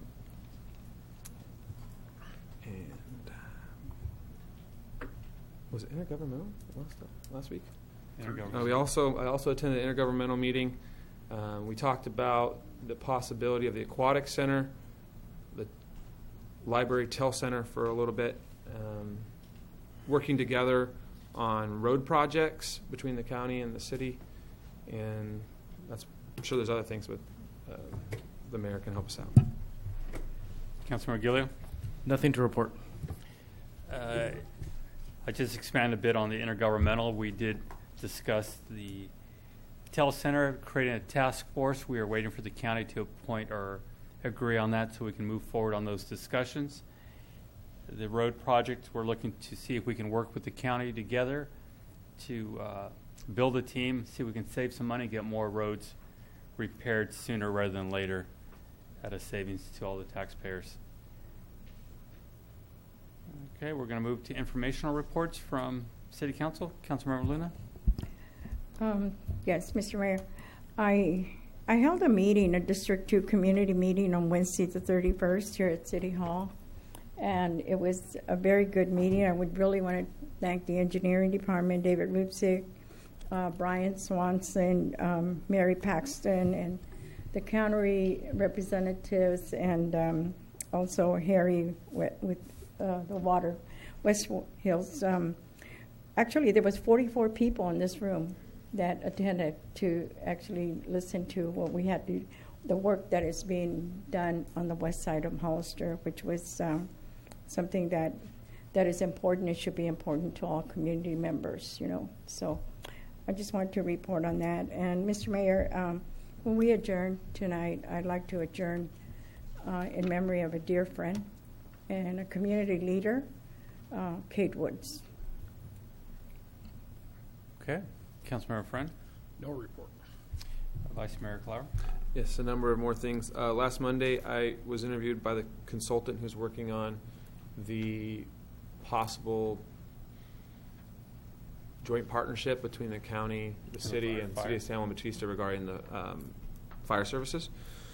On Tuesday, I attended the Footsteps to Brilliance kickoff event at Spring Grove School. We had a really good turnout in terms of people from the city. It was a nice event to learn about that program again.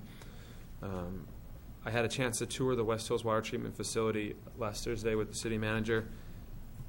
That's an expensive facility, but it's pretty amazing what they're doing up there on the hill. And I think it's going to be a great asset to the community when that thing starts churning out water. And the central and west side of town gets better quality water. I also attended the Economic Development Corporation meeting that they reported out regarding an economic development plan. And two of the main things that were put forward was that we need to improve collaboration between the city and the county and the City of San Juan Bautista, which was no surprise, and also that we need to invest in the Economic Development Corporation and actually have somebody who's making phone calls, having meetings. Thank you. Thank you. Councilmember Gilio? I also attended the Footsteps to Brilliance, and I'll echo what Carson Clower said, Councilmember Clower. Amazing event, actually. A lot of potential in that and a lot of good feedback from the actual users of the program. Essentially, a literacy program for very young children, and it helps them start reading on their devices as opposed to books if they don't have access to books, because pretty much everybody has some sort of smart device now. Really, really good program. I encourage you guys to look into it. Footsteps to Brilliance. I'm working on setting up a community meeting to discuss a development that is coming up in District 4. That'll be coming to council. I'm not sure exactly when, but I was given some information about when it's coming, who's going to be doing the development. So I wanted to set up a community meeting with the city manager and the developer and myself to talk about what's happening, if there's going to be sufficient parks, if it's a good development for the city, either way. So I'm working on that. Please stay tuned for further information. I'll put it out on the District 4 Facebook page, and also I'll ask the city manager if he'll assist me in posting it somewhere as well. That's it. I attended the memorial services at the Vets building. As always, the veterans do a great job out there, and it's a good event. And thank you, Ray, for all you did for that event. Also, I visited the 5th graders at Hollister Prep Academy today. Smart bunch of kids. They all promised they're going to go on to college, so we're very excited, and one of them wanted to be an astronaut, so I think he'll do it.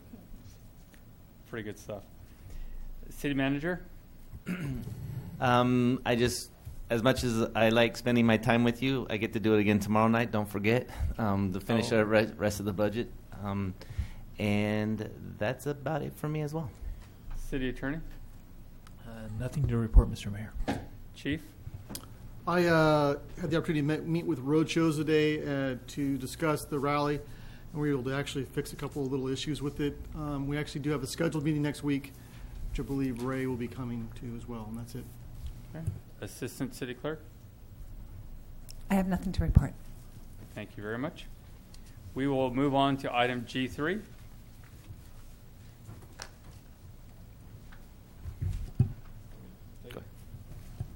Okay, so this is the item regarding the trash contract ad hoc committee.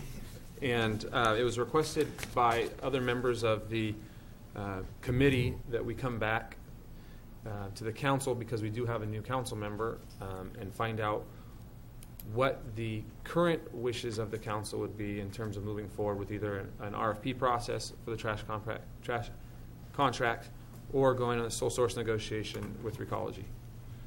So that's kind of where we were. I'm not sure if maybe Kathleen wants to give us a little update better than I can, and then we can kind of pose the question. Good evening. It is a long name. It is indeed the Trash Committee, but it's the Solid Waste Franchise Agreement Committee. So just a quick synopsis. At the February Hollister City Council meeting, it was directed that the ad hoc committee meet So 2 electeds from each of the jurisdictions to basically, as Councilmember Friend said, to vet the options. And that is exactly what we did on March 9th. There was a presentation that vetted the options of whether a sole source negotiation with Recology or to go to RFP.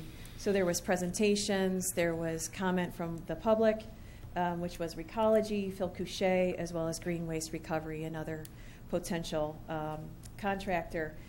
There was a unanimous decision at the end of the March 9th meeting to do sole source negotiations with Recology. The ad hoc committee also directed us as staff to develop a new franchise agreement as well as conduct community outreach. And we did complete that, and we met back on May 24th to discuss the new franchise agreement as well as the community outreach and the outcomes. There was presentation, public comment, and it was that time, as Councilmember Clower said, that it was asked that the City of Hollister take an official position on what you decided to do. At that time, during the ad hoc committee, it was decided that we would wait to schedule the next ad hoc committee meeting until we heard back from the City of Hollister. A lot more detail about trash, but I'll leave it at that and happy to answer any questions. All right. Is there any questions of the council? Councilmember Friend? I just want to make sure I'm clear of where we left it. I thought the reason we asked Recology up front to give us a proposal was to give them, out of respect for them being the person here, a chance to tell us what their proposal was before we went out to RFP. At the March 9th meeting, the decision was unanimous by the ad hoc committee to direct staff to develop a new franchise agreement and then do the community outreach, present that as we did on the May 24th meeting. The option was, and that's why it was pending to see what City of Hollister wanted to do. Once there was a unanimous decision to move forward, we would be submitting a cost forms for Recology to complete those documents back to us and submit that information back to the ad hoc committee for decision.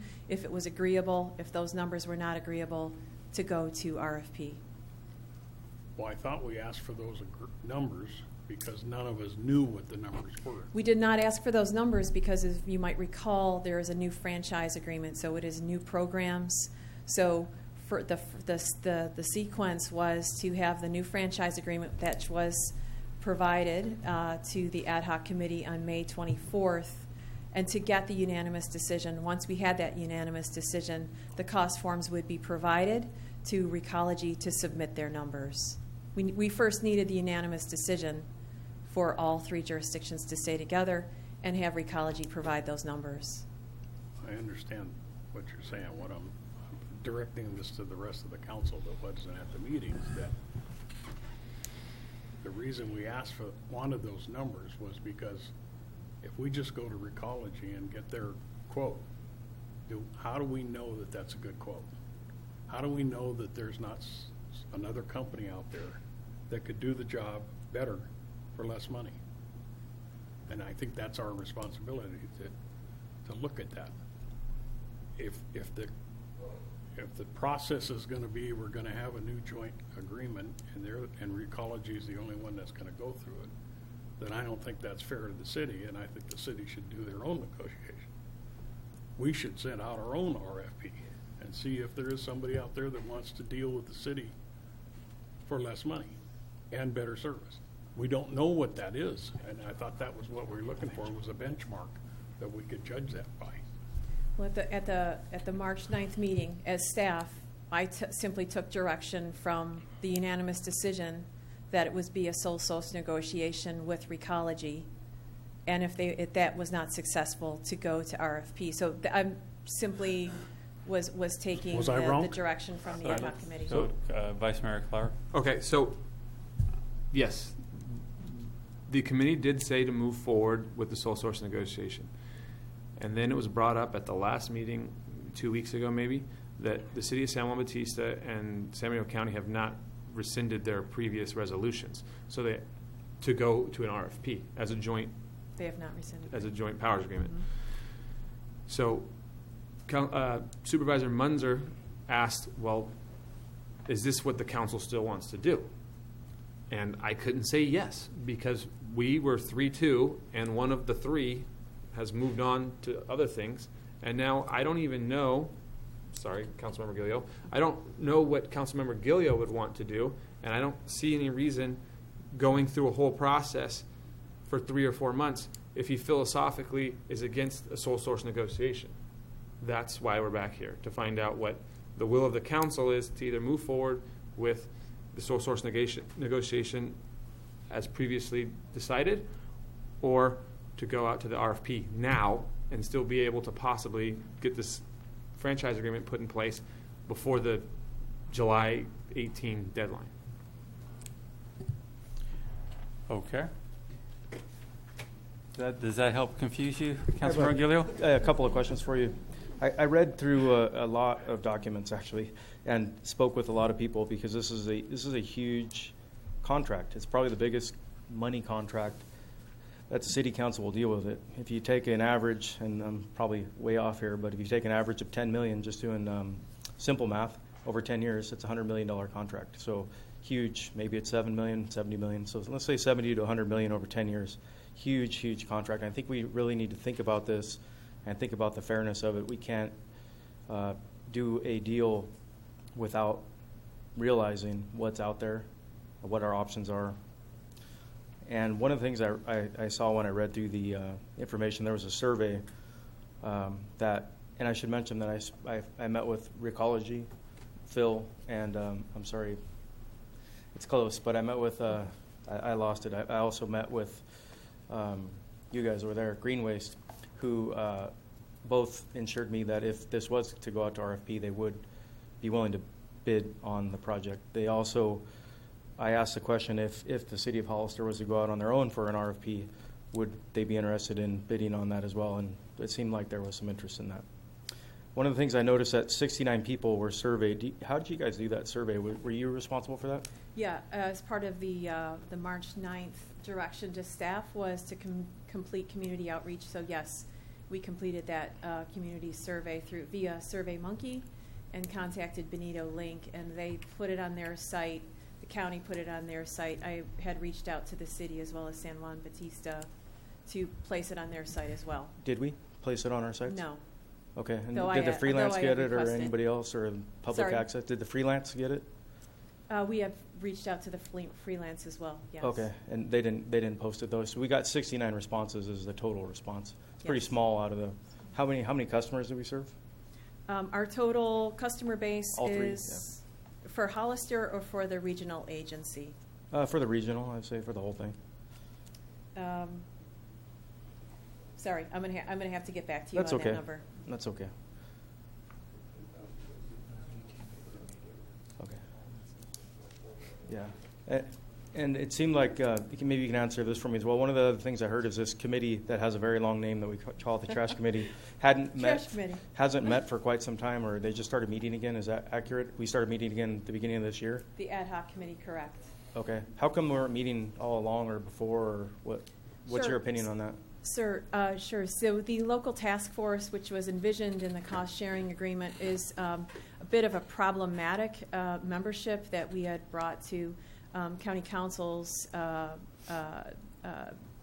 attention, is that the local task force includes a conflict of interest. One member is Recology, one member is Waste Connections. So the intent was to then bring this discussion to an ad hoc committee, which obviously is just the electeds, not what was envisioned in the cost-sharing agreement, which is members of Waste Connections, which is our operator at the landfill, and Recology, obviously, our operator at the franchise agreement. So the intent was to have the ad hoc committee be that body. Okay. And what is the, if you don't have the exact cost, the approximate cost that the city of Hollister contributes to maintain the operation of the ad hoc committee, or to your group, to the consultant? How much do we contribute to that? So we get it from the operating agreement, right? from the franchise agreement. We get a portion, Hollister, then we pay it back to pay for your group So and yes, so the operation. cost-sharing agreement that was approved by the 3 jurisdictions takes, it's proportional to population. So Hollister is approximately 64.4%, the county about 33%, and San Juan Bautista about 3.5%. Okay, and do you have the cost? So the dollars? full number for the cost-sharing agreement, it not only is to administer the franchise agreement, it's to administer all of the state mandates that are required, as well as the household hazardous waste, the public education, small quantity generator for commercial. There's a very long list, as you may have seen in the cost-sharing agreement. I did. Do you have that number for the people that are watching and maybe hadn't had the opportunity, the total number? I can certainly provide that to you. I was not aware that this was going to be a question, and I'm happy to provide that information to you. Okay, thank you. And one of the other things that I had, let me count them here. There's 1, 2, 3, 4, 5. About 5 or 6 local companies approached me because they saw the draft franchise agreement, and actually not all of them approached me, but they kind of grouped together and approached me and said that there's no carve-out for local companies to have. It's essentially what's known as an exclusivity contract, so that whoever would, if this did go out to RFP and we did go with the draft agreement, there would be no local recyclers and there would be no local haulers. So essentially we're creating a monopoly for roll-off bins, recycling, that sort of thing. Is that accurate, and is there and maybe now is not the time to address that? Is there a time to address that in the future? So the franchise agreement, actually, there are, in the beginning of the franchise agreement, it does talk about recyclers. It is allowable for recyclers to operate in a franchised area as long as they are operating at a no-cost basis to the operator, the business, or if they're compensating the generator for the recyclable. So the franchise agreement continues to follow that ability to have others haul within that franchise agreement. But that's not what we're doing now, right? They can haul for profit. They can have a business. Is that right?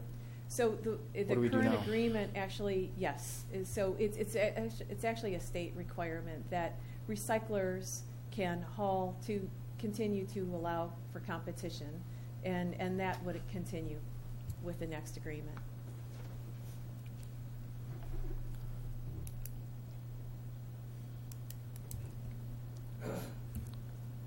I have one other comment. I'm just trying to locate it. I apologize. Give me a moment. If anybody else has a comment, please go ahead, and I will locate what I need to find here. Councilmember Luna? The deadline that you quoted was, or Councilmember Flower quoted, was July 18th? So the current franchise agreement expires June 30th of 2018. Oh, 2018. 2018. So Okay. certainly if we want to, depending on what the 3 jurisdictions want to do, there's a timeline that we have shared with the ad hoc committee in terms of the steps that need to happen working up to that date. Okay, so there could be an additional extension or something beyond It that is date? it is one of the things that we brought to the ad hoc committee is the possibility for a short-term extension with Recology to allow the jurisdictions time to make their decisions. Right, because my concern would be because if the ad hoc committee has not been meeting and finally got together and met again, then we don't want a rush job here. This is very important to all this community, and I would think that it's going to take some time. Yeah, I absolutely agree. And if you can see the documents that we've shared with the ad hoc committee, it provides a very thorough assessment of. We did benchmarking of other rates of other programs. We did a comparison of Hollister's current rates versus neighboring jurisdictions. So it's been a very thorough process. We have had 2 meetings, and we can certainly have as many meetings as the ad hoc committee and the jurisdictions would like. And I believe the we like to talk trash. Last time I asked also in regards to how many accounts there were for the city of Hollister versus San Juan Bautista and the county of San Benito. Yes, and I provided that information at that document. I just don't have it at my fingertips. I'm sorry. And I think it was the city was over 4,000. Sorry, San Juan Bautista was what, 400? I'm going to. County Sorry, I'm was just gonna 100? shuffle assuming through. assuming that every parcel has trash service, regardless of the number of units, it's probably right around 9,500 to 10,000 parcels in the city. So the information was provided at the May 9th meeting. So residential accounts in Hollister is 8,300 accounts. San Benito, 4,000. San Juan, 538. Those are residential accounts. Commercial in Hollister, 364. The county, 367. San Juan, 43. And then we also break out multifamily and apartments. So Hollister has 163. The county has 1. And San Juan has 5. Okay. And I have the percentages on those as well. You might recall that I provided that document of the accounts to the council at our second Hollister meeting in response to your question. Right, and a follow-up to the question that was asked regarding the survey. 69 people is very, very few people that I that were agree, surveyed. and I had put it on the Benito link. I had, like I said, I had shared it with the city. Unfortunately, for whatever reason, it didn't make it on the city's side, and San Juan had not included it as well. We can certainly expand that if we can place that on the city site and do a more aggressive survey if that's certainly what the jurisdictions and the ad hoc committee would like to do. Especially right now that we're having master park, district meetings with our constituents. I think it's a good time for people to be reminded how important it is that that they go on the survey and respond. Absolutely. If that's the preference, we can certainly. Yeah, 69 people, not a happy number, not a good one. Thank you. Okay, Councilmember Gilio. Yeah, sorry, I remember my thought. Two, actually. One is, I believe that if this council's desire is to go out to an RFP for either just the city of Hollister or all three, to stick with kind of what we're doing now, we should do it immediately and not ask Recology to submit numbers that could potentially be leaked out and could jeopardize their RFP because somebody else, some other hauler, could hear about the negotiations and then come in $1 less on the RFP and potentially cause them harm. So that's just a statement. And then if there are going to be any speakers on this, I'm not sure if there are. I've asked everybody who spoke with me about this, and I do know the answer to the question, but I'd like to hear it in public on the record. If a new bidder were to come in and for whatever reason Recology lost the contract, what happens with all these fine people out here that are working hard every day to take care of us? I love my trash service. I have no issues, no problems with my service at my house. I lived in the same house since 2003, so no issues. And I would hate to see them be put in jeopardy and potentially lose their, their living.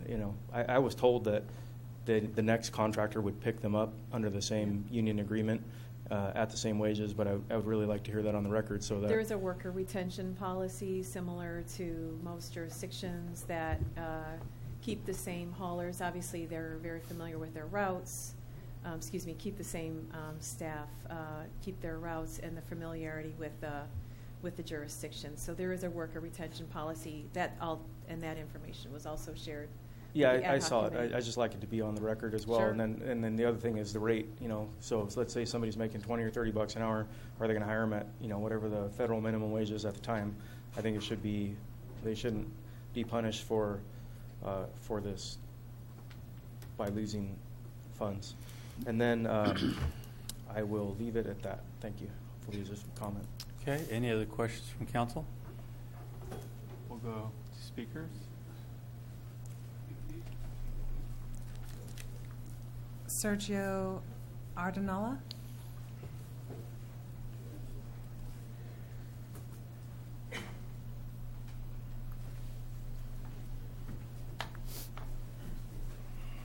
Good evening, Council. I'm Sergio Aranaga. I'm the recording secretary for Teamsters Local 350. I represent the employee owners of Recology. They are under our current CBA. These are working families working together to maintain a quality of life. If this goes out to an RFP, they would have a lot to lose. It is my understanding that Green Waste is planning on running this out of their Watsonville facility, which is at a different jurisdiction,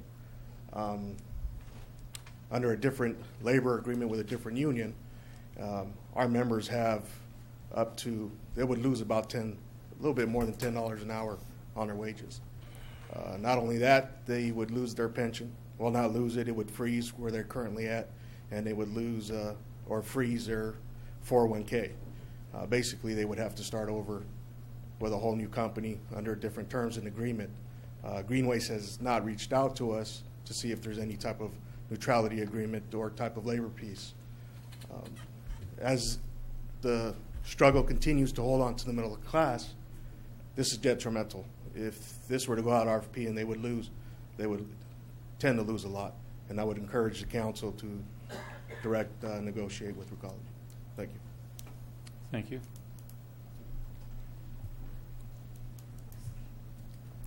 Phil Cucci. Couché. That's okay. You know who it is. Mr. Mayor, members of the council, Phil Couché, General Manager of Recology San Benito County. I've been here before speaking to you. I think it's pretty clear what my desires are. We've been your hauler since 2008. I've been doing a good job for you. The survey that the consultant did showed that the residents were happy. Recently, the city of Morgan Hill did a survey, similar survey for us, and they had a little over 500 recipients turned their results in, and over 95% of those folks rated as good or excellent. So it's the same folks running both, areas. So we do good, provide good service for you. As I said last time I was here, we have 17 employees living in the city of Hollister. As the consultant said, there is protection for employment under the new franchise draft agreement. There is no protection for wages and benefits. These employees have mortgages. They have children in college. They have children going to college. Recology can provide wages and benefits that will allow these folks to continue a lifestyle they're currently living. There is no guarantee that a new hauler would be able to do that for them. So again, I ask that you negotiate with Recology. I think we can come up with a deal that is fair and acceptable to the city. Thank you. Thank you. Thank you. Tracy Adams.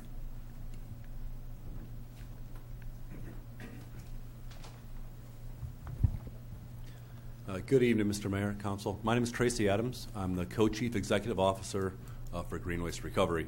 One of the folks are down here encouraging you to put this process out to RFP. Our company is a local family company based in San Jose. We have almost 800 employees between San Mateo, Santa Clara, Santa Cruz, and Monterey counties.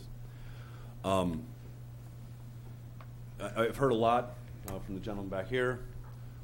We do have labor agreements in our Santa Cruz and Monterey facilities. We have worked in the past with the Teamsters and had MOUs. We firmly believe in employee satisfaction. We firmly believe that the drivers in a transition need to be taken care of. The customer service reps need to be taken care of. It's one of our core philosophies. We believe in our people, and we want to make sure that we take care of them.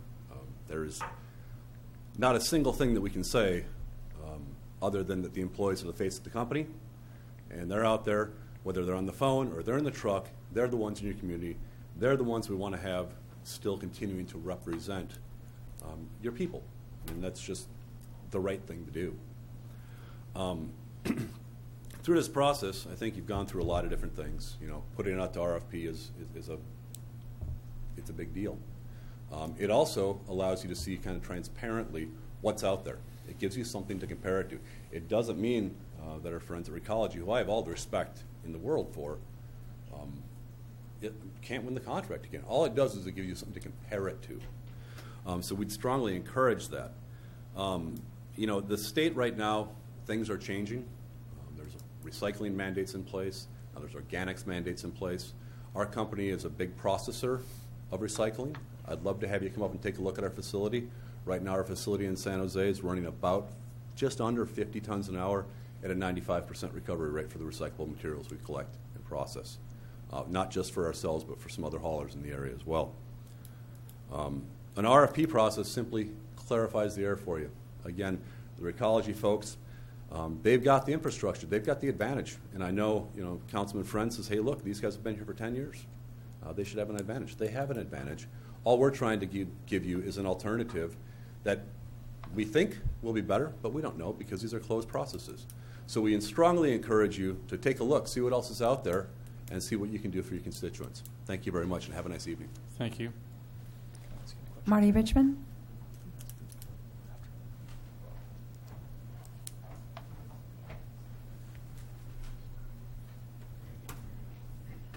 Good evening, Marty Richmond again. 69 people were interested, or 64, whatever the number was, of what their trash cost. And after they get the actual bill, 6,900 of them will be standing at the front of the door. And all of a sudden, we'll decide they're really interested. Had you asked me several, first of all, let me follow up what I've said before at this podium, which is I'm very satisfied personally with Recology's service to my home. This is not about me, though, and it's not personal. It's everybody. So I want to talk about that. Had you asked me several months ago, I would just say, well, go to exclusive negotiation.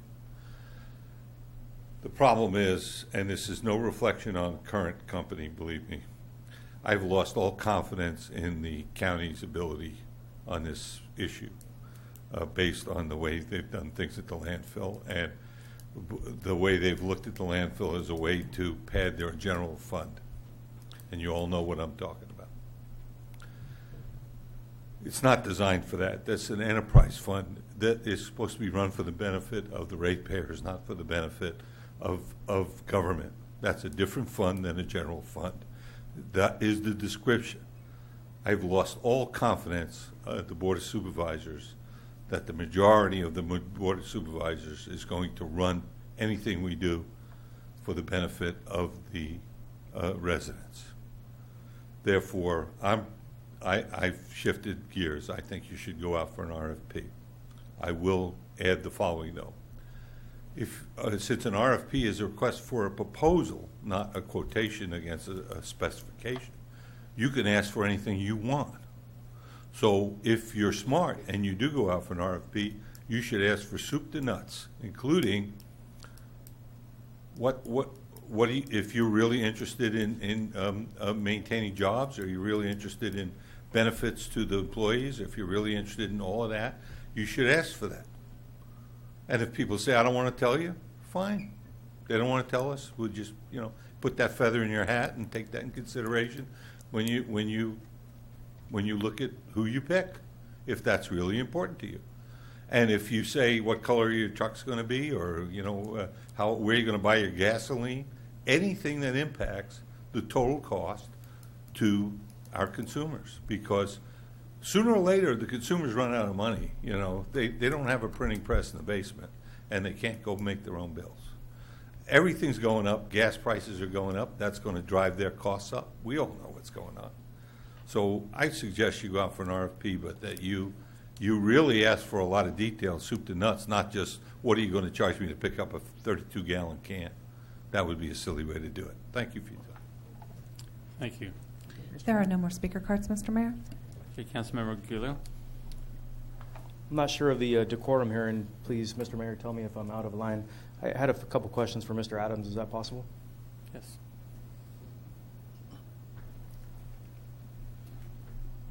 A couple things the gentleman from the Teamsters brought up were location, and you and I had met, as well as, like I mentioned, had met with several folks. But you had mentioned that you were planning on purchasing property, 4 or 5 acres, I believe you said, within the city or the county, and operating out of our jurisdiction. Is that accurate? That is our tentative plan. We haven't put together a formal plan yet because there's no formal RFP process as it stands. However, that is a very accurate statement. That would be what we're planning. And please know I'm not picking on you. If there were other people here that were proposing to, Pick bid on this away. project, there's nobody else here, so I'm asking you. I would ask everybody the same question. Also, wages. You kind of didn't really answer that one. I wanted to make sure that these folks are protected. So, person A is making this much money per hour. They have this 401k program. They're in the Teamsters Union. Is that something that you're willing to keep hang on. the same, or Mr. Gillier, at that point, I do need to hold up because we're getting into specifics about the proposal. But I could say, yeah, we do that in the committee. But if I can expand, kind of going to where you're going with this is, if it were to go to RFP, all these things could be put into the RFP for all these issues, these conversations. I don't want to be asking any one company specifically what they're going to do. This could be worked out in it. I guess the question I would have personally is, the committee's meeting, it sounds like you were working on the same ideas, but there is some difference going on. I would recommend that you have a few more meetings if you can and go through that, whether it's going to be back to the RFP or if we're going to have the discussion of this whole. Good. Mr. Mayor, Vice Mayor Clower. Just for clarification, this decision tonight, the idea was to help give the committee direction because the county, from my understanding, will do whatever direction we want to go. The city of San Juan Bautista will go whatever direction we want to go. So this is kind of why we're here. We're right at that point, that threshold where we're writing up a draft franchise agreement. It's already there for sole source. If it's going to be an RFP, then we need to look at that. So this is kind of the point in the road where we go left or we go right. Mr. Mayor and members of the council, if I might, Louis Valdez with San Benito County. Vice Mayor Clower is correct. We are at a point in the timeline where we need to have the city of Hollister provide us with some direction about which way they want to go. One issue I do want to address, and hopefully I can clarify this, an issue that Councilmember Friend raised. Going out to the RFP. Well, first of all, let me just say that the county and San Juan Bautista are amenable to go in whatever direction the city of Hollister wants. But one thing for all of you to keep in mind, if at any point in time the city decides to go out and do its own RFP and decides we are going to at some point withdraw from membership of the JPA, then one thing that should probably be kept in mind is that the JPA as it currently exists mandates that any of the waste go to the John Smith landfill, and that's something that you're entitled to. If you withdraw from the JPA, those rates that you're enjoying now and any of the assumptions that are being made based upon that analysis, those are rates that would then have to be renegotiated with the county. So it kind of changes the entire dynamic. And so the RFP, if the city chooses to go to it, would be beneficial if the city, the county, and San Juan all did that together. And so working together, we would, I think, be able to leverage a better price. By the same token, if there is an interest in continuing to directly negotiate with Recology, I think the members of the board of the ad hoc have indicated simply by the action that they were willing to take to rescind to possibly rescind going out to the RFP, they're amenable to that. So I just want to make sure the council understands that, but the ad hoc committee needs direction from the city council. Do you want to do the RFP or do you want to continue direct negotiations with Ecology? The other thing I think would be beneficial, Mr. Mayor and members of the council, is I'm going to allude back to something Councilmember Luna said many months ago. Staff really has a need to share some very specific information, to make some presentations, to provide you with additional data, and that's been hard to do. So we would also like for the council, if possible, to direct both staffs to provide that presentation to you in a timely manner, in a regular manner, and in a detailed manner so that we can have that exchange of information, because some of the questions that you're asking we would have provided many, many months ago had we had the opportunity to present that to you. So that's kind of where we're at. The rubber, if you will, is needing to hit the road at this point. Okay. Do we have any questions or comments, council members? Well, I just think that as Councilmember Clower has said, the ad hoc committee would just like to hear what the consensus of the council is we have to make a choice. You're going to go with the RFP, then everybody in the JPA gets the RFP. If you want to go to single source, then that's the way we go with ecology. It's up to the council on what you want to do. I will accept whichever direction that the council wants to go to. I think we would probably get a good deal either way. It's hard to say. Nobody knows what those numbers are. And that's always been my concern. If we don't go to an RFP, we don't know what those numbers are. Our job here is to make sure we are ensuring we're getting the best rates, the best service, and making sure we address some of the issues we talked about tonight. These are all things we can put in an RFP. I think it's our fiscal responsibility to make sure we're doing these types of things. I do have a question. Who would provide the RFP? Is it going to be? Kathleen, you want to speak to that? Okay. So it's not something the city has to put together. So. Thank you, Mr. Adams. Sure. Part of our, to answer your question, part of our work would be, we've already actually developed some framework because we thought that was the original direction. So yes, that would be something that we would be providing for all of the regional agency members. Councilmember Luna?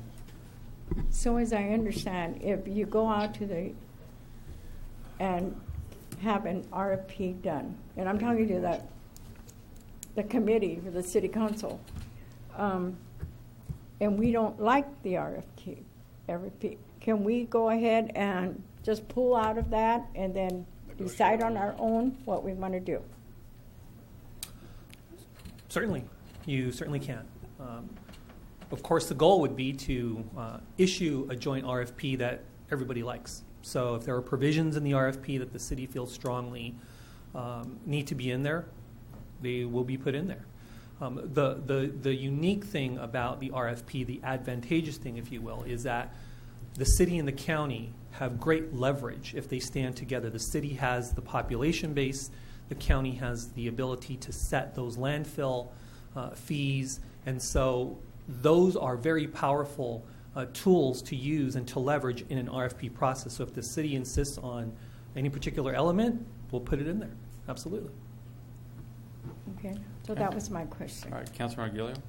I'd like to look to the council. I don't believe a motion is appropriate. Is that correct? Because there's no action item on just the agenda, Mr. Rivera? Which way? A consensus vote. It would be direction only. No action. Just I recommend general consensus. Takes, I guess everybody's looking to me since you guys already voted on this. I recommend that we make a consensus or vote on a consensus, and we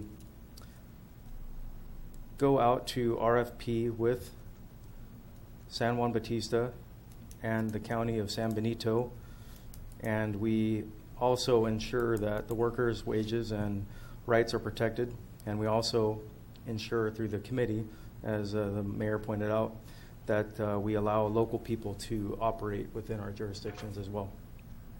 And Mr. Mayor, Councilmember Gillio, if I could add that we be directed to provide the council with regular updates to that process as we move through that, along with any updates that you receive from your ad hoc committee members. Very good.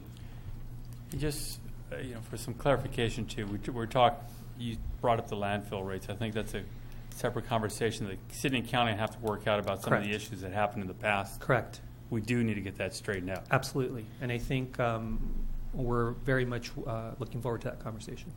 Okay. So the consensus is to go ahead and move forward with the JPA RFP. Is it? Correct? Yep. Yes. All right. All right. Thank you very much, everyone. Hey, we made a decision.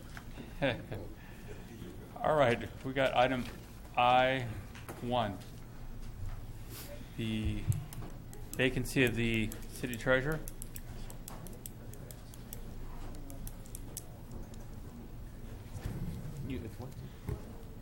Yes, Mr. Mayor. We just became informed that the elected city treasurer, Cecilia Rios, moved out of the city on June 1st.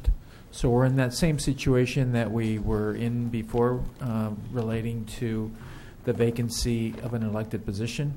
In this particular instance, the city has the option of making an appointment. That appointment would be good up and through the next election, which would be in December. My recommendation would be at the city's pleasure to either go that route or consider the election process, which of course is more expensive. The recommendation would be to go the appointment route, Right. if that is a factor. Any comments from council? Councilmember Luna? The appointment process would be where people are interested can apply. That is That'd be correct. that would be the process. Correct. Okay. Okay. Councilmember Friend? It's funny that we don't know that the treasurer has moved out of town because she's never been in a meeting. But I think it would be silly to hold a special election for an office that has no power, no duties, other than cost us $5,000 a year in medical expenses. I mean, yeah, I'm in favor of appointing somebody and going through the process like Mickey was saying. That should be set out, given 10 days to respond, and then we'll go from there. Yes, it would be. I would be recommending basically the same process that we did to fill the position of the Councilman Gilio's seat. Vice Mayor Clark? Yeah, I'm comfortable with the appointment process. I think it'd be nice to just be very clear of what the duties and responsibilities are of the city treasurer. I would recommend we do follow the same procedure we use for the appointment of the council member. Move forward on it. Councilmember Gilio, do you have any comments? I also agree. You guys made an outstanding selection when you selected Councilmember Gilio, and I recommend that we do another appointment process. Did anybody say that, or did I say that? You did say that out loud, yes. Oh, That was the outer voice, yeah. Somebody's got Do we have to any tell me. speaker cards on this time? No, Mr. Mayor. Okay. So at this point, I would be requesting that the council take action via motion. So moved that we appoint a city treasurer. All right, there's a motion. Second. Motion and second. All in favor? Aye. Aye. Motion carries. Thank you very much. JK, no business. Councilmember Luna, you wanted to adjourn? Yes. Thank you, Mr. Mayor. I'm sure all of you have read and heard about Kate Woods, a woman in this community who spoke her mind. And whether we agreed with her or not, you know what, Kate was a friend. I knew Kate for many, many years. Kate always thought she was a Latina because she could play the violin and mariachis, you know. And I admired her so very much. I know so many mariachis in the area. And yet when I was in Los Angeles and I walked into Garfield High School and walked into the music room, the director, who used to be out of Santa Cruz, he looked at me, he goes, "Mickey, please tell me you brought Kate with you." You know, she was so well known. So I think, you know, the city council, I know she was one that encouraged me to run for city council. She was one that went to my home and spoke with me. And so I think in her memory and in honor of Kate Woods of New Hydra, I would like to call for adjournment of this council meeting in her memory. One more article from the Badlands. That's right. There's a motion. Is there a second? Second. All in favor? Aye. Motion carries. Thank you, everyone. She was a card, I'll tell you.